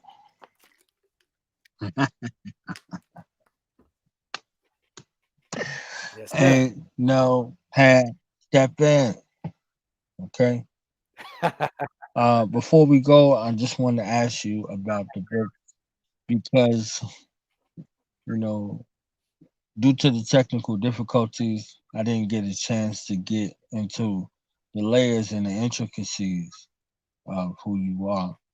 But I could take a moment to talk about what you produced. So, remember, no seer, the keys to Eden, original seer, in whatever manner you wish to go at them. I definitely want the people to know what those bodies of work are and where they can get them as well. Okay. Well, yeah, you dropped off because I said that's how I spent your recess, right? We'll go over it again, right? So Forgive me for my sin. you know, it's all good. It's all good. All right, so we start with the first one again. The Key to Eden. That was my very first book. I wrote I published that, I think 2011, you know, and at the time I was, we were just establishing. Matter of fact, I started on that book while still in a Saraset. Um, right. So this is like a transitional period, right? Still in a Saraset, getting ready to establish Henensu. And you know, what's in that book is actually, you know, the way that I processed the teachings that I received in the Osiris Set Society International, and the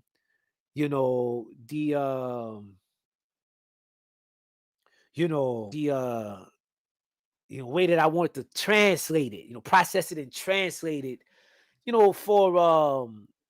for our people that may not be able to understand um what it is that we're doing, what it is that we're saying, what it is that we're teaching, in a language that has become foreign to us because of our sojourn here in the West.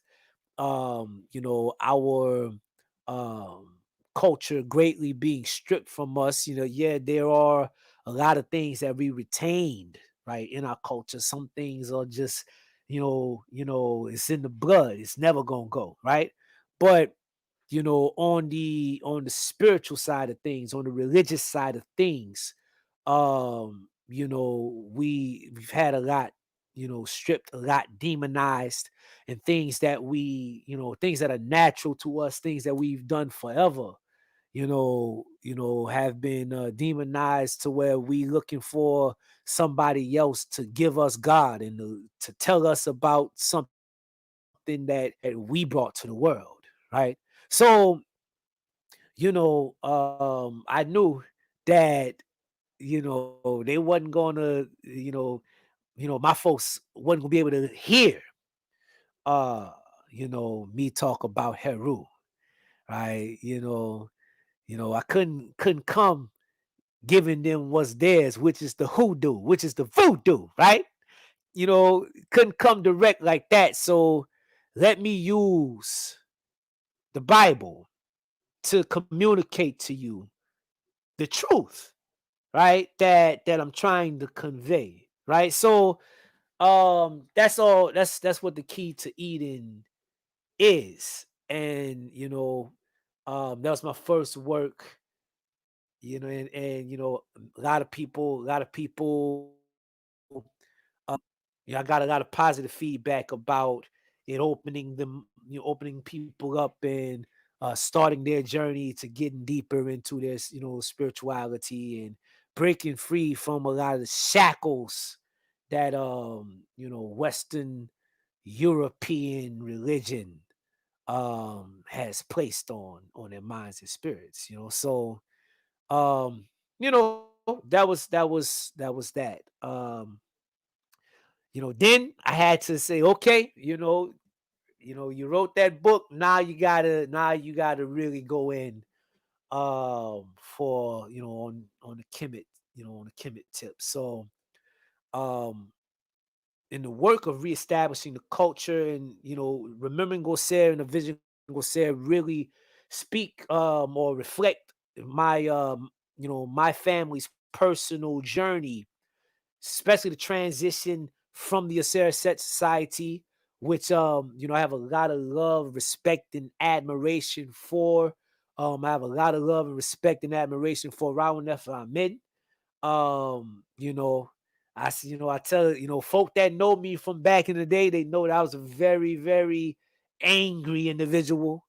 You know what I mean? And Raul Nefer, in their teachings, they help me get my mind right and get things in the right perspective. So, um, you know what I mean? So that's where my discipline, as far as the spiritual discipline goes, um, and the practical side of Kemet, the idea that Kemet could be practiced, the Kemetic tradition could be actually practiced, right, started there.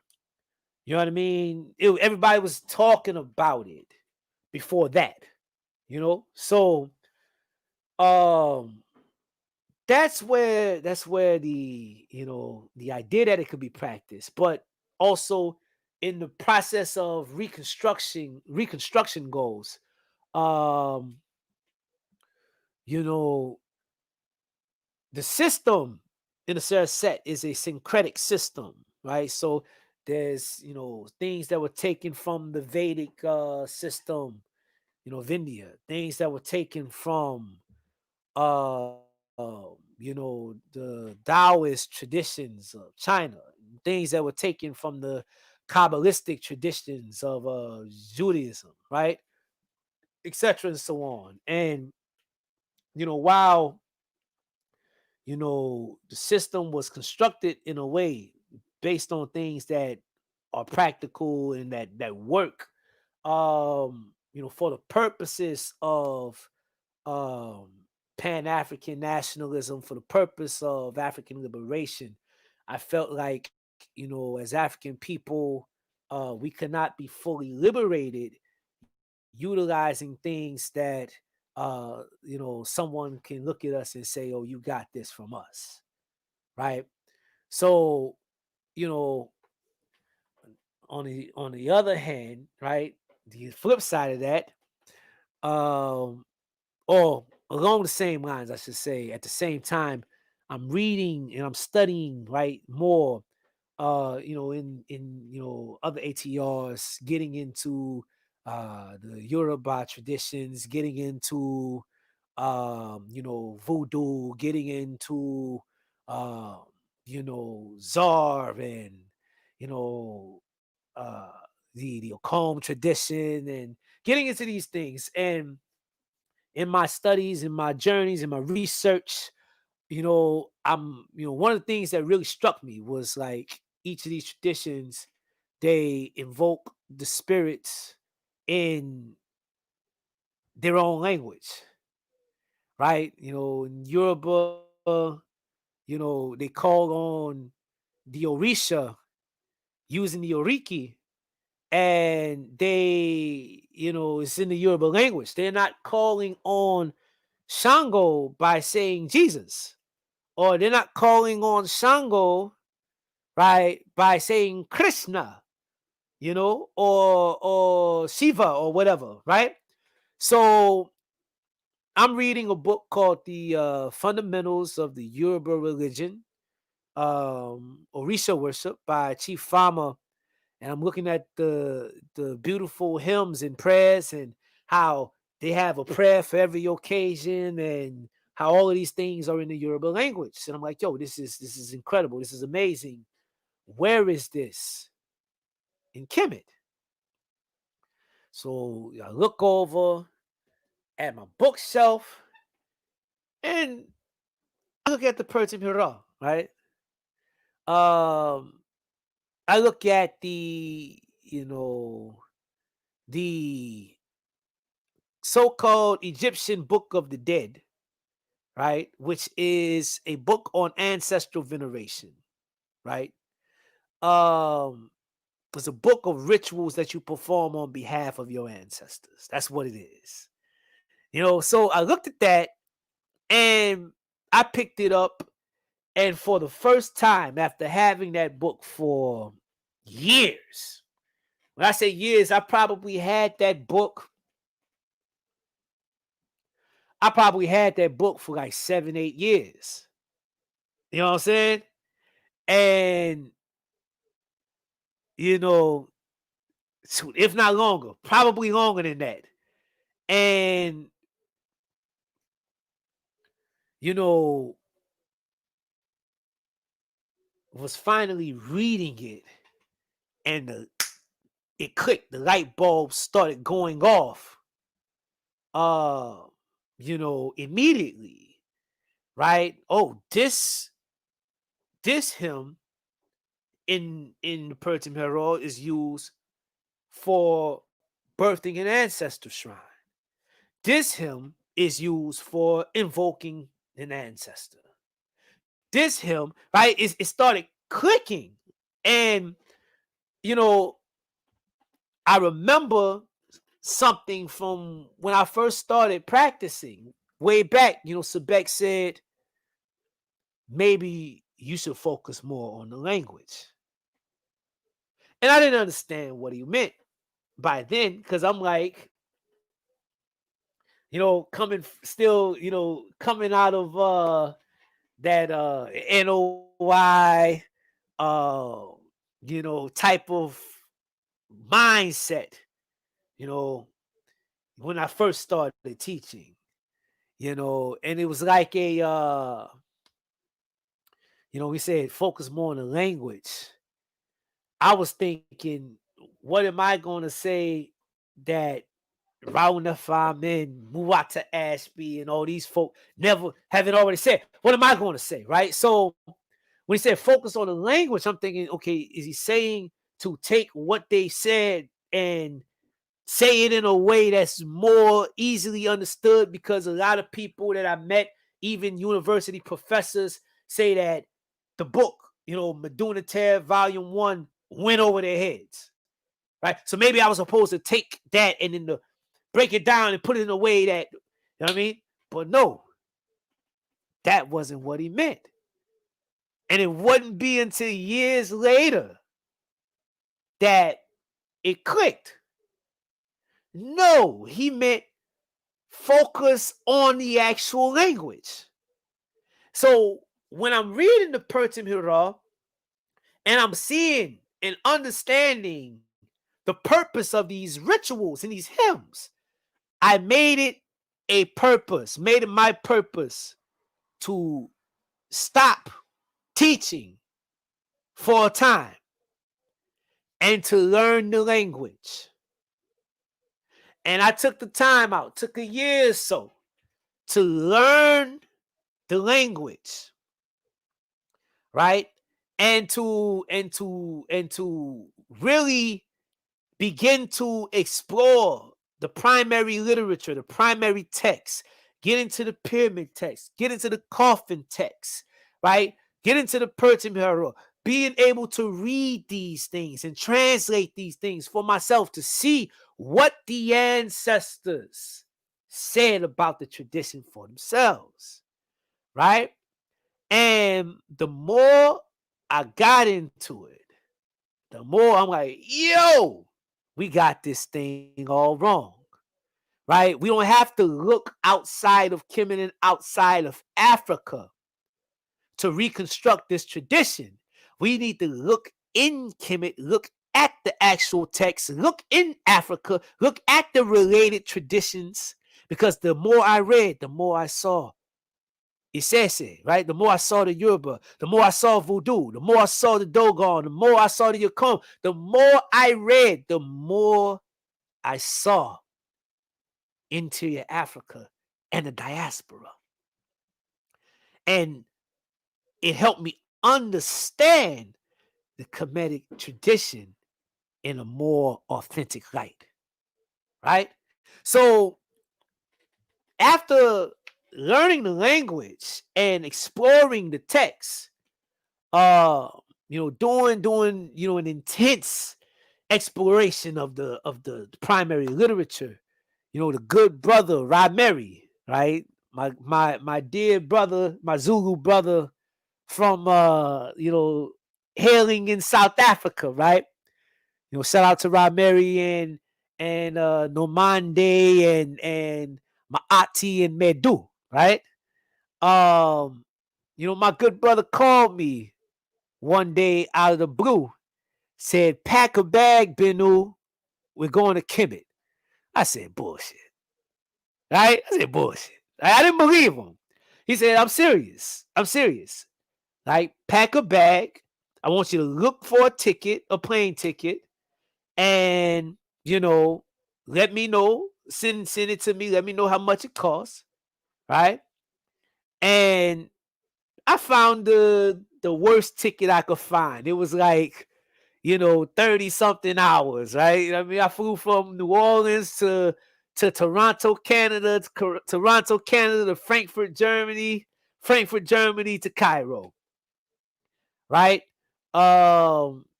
And then on the way back, I want to say from Cairo to Frankfurt, Frankfurt to London, London to Toronto, Toronto to New Orleans or something like that. It was crazy. It was crazy. Or maybe even Chicago before New Orleans, right? But, you know, I found the worst ticket I could find just to see. I'm going to find the worst ticket I could find just to see. So, yo, this joker sent me the bread for the ticket the very next day. I purchased the ticket, and about 3 weeks after that, we was in Kemet and studying the reliefs, right? You know, reading the ancestors' writings right from the walls, right? So, you know, he was like, yo, we can't keep talking about Kemet, ain't never been. So that was that, man. So that was the second time that you know, that he had kind of been there at the crossroads. You know, the first time was with Kukin Radio. The second time was with the trip to Kemet. And from the studies prior to the trip, and then the studies during the trip, and immediately after the trip, that's remembering Osir, being born out of that, the reconstruction of the tradition, right? In a way that puts it into alignment with the greater family of African traditional religions, right? Or African traditional spiritual systems. So that's you know, that's how that work came about. It's, you know, it's over 660 pages.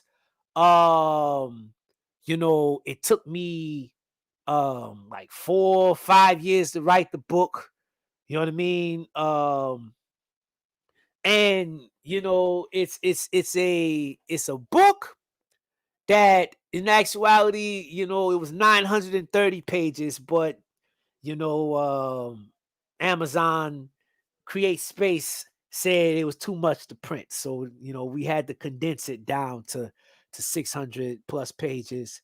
And that's what we got with Remembering Gosser.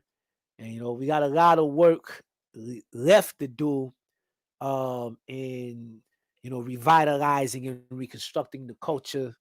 And, you know, that's the phase that we're entering into, also along with the, you know, the efforts to, you know, repatriate, you know, get the hell up out of here. You heard?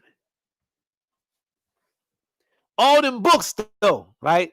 You know, could put a cap on that. Again, all of those books, all of my work, you know, available. You can find it at henensu.com, www.henensu.com.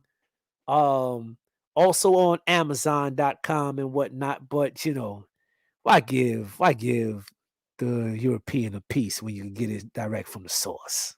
Huh? Tell me that. Don't get it from the other man. Get it from your brother, man.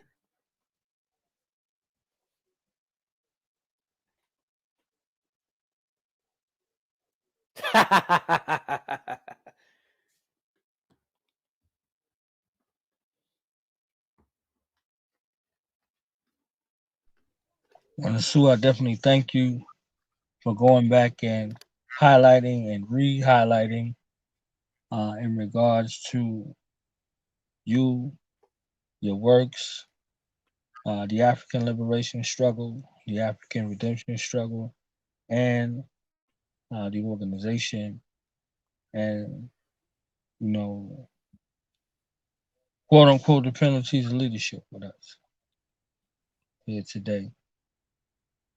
Despite the technical difficulties and the gerrymandering of our enemies to distort this message and legacy, uh, Henensu rang true, and you as the co-founder of this auspicious African-only purview, we are definitely thankful to you and thankful to the Queen Mother of Henensu. Yeah, I was about to We say. turn Let me shout out my Hamat. Right. Let me shout out my wife, right? Great royal wife, Queen Mother, Marina Turt, Secretary Benu, who I say without none of this could have ever been possible. Right? The man that you see before you today, I can talk the way that I talk with the authority that I talk with in respect to this tradition, in respect to these forces, because you know what I mean, I got a real one, been blessed with a real one. And when I talk about the force said this or the force said that, when we doing our rituals, it's through her sacrifice that makes that possible. So, you know what I mean? Duanite.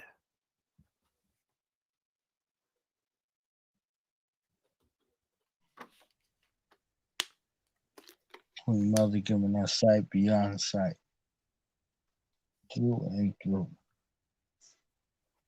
Okay, so if you have any parting words before we go, Nsw, before we wrap this up, a message I to say, good to go. our families, and a message to them fakers out there, them snakers and fakers who've been running around here being unkish over the years.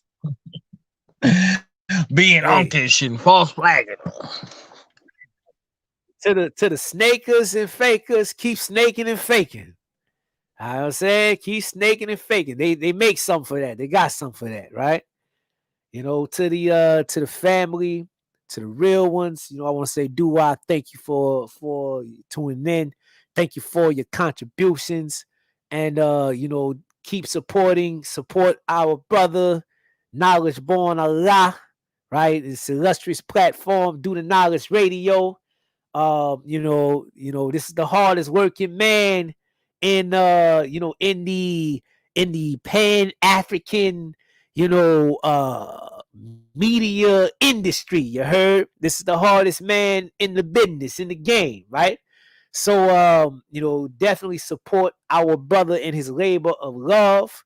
You know what I'm saying? Don't let it just keep being a labor of love. Let's help it grow by making contributions to it, damn it.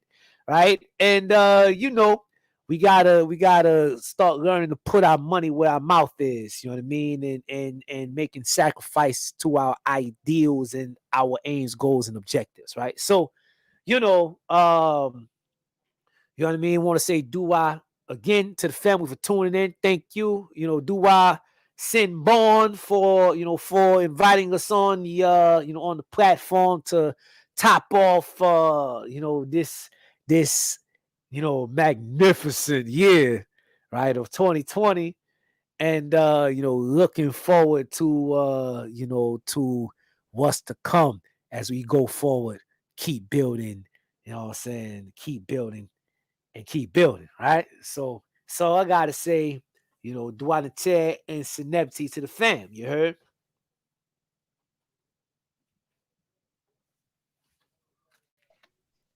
What I'm saying, Synepti to the family.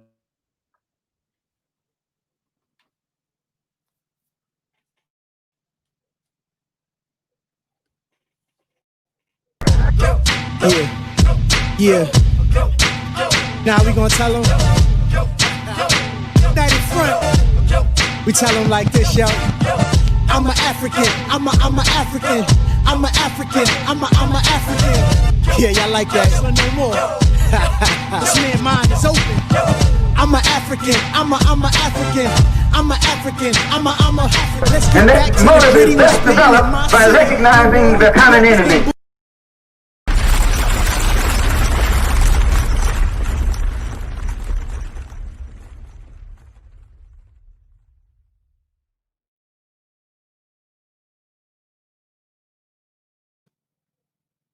Yo,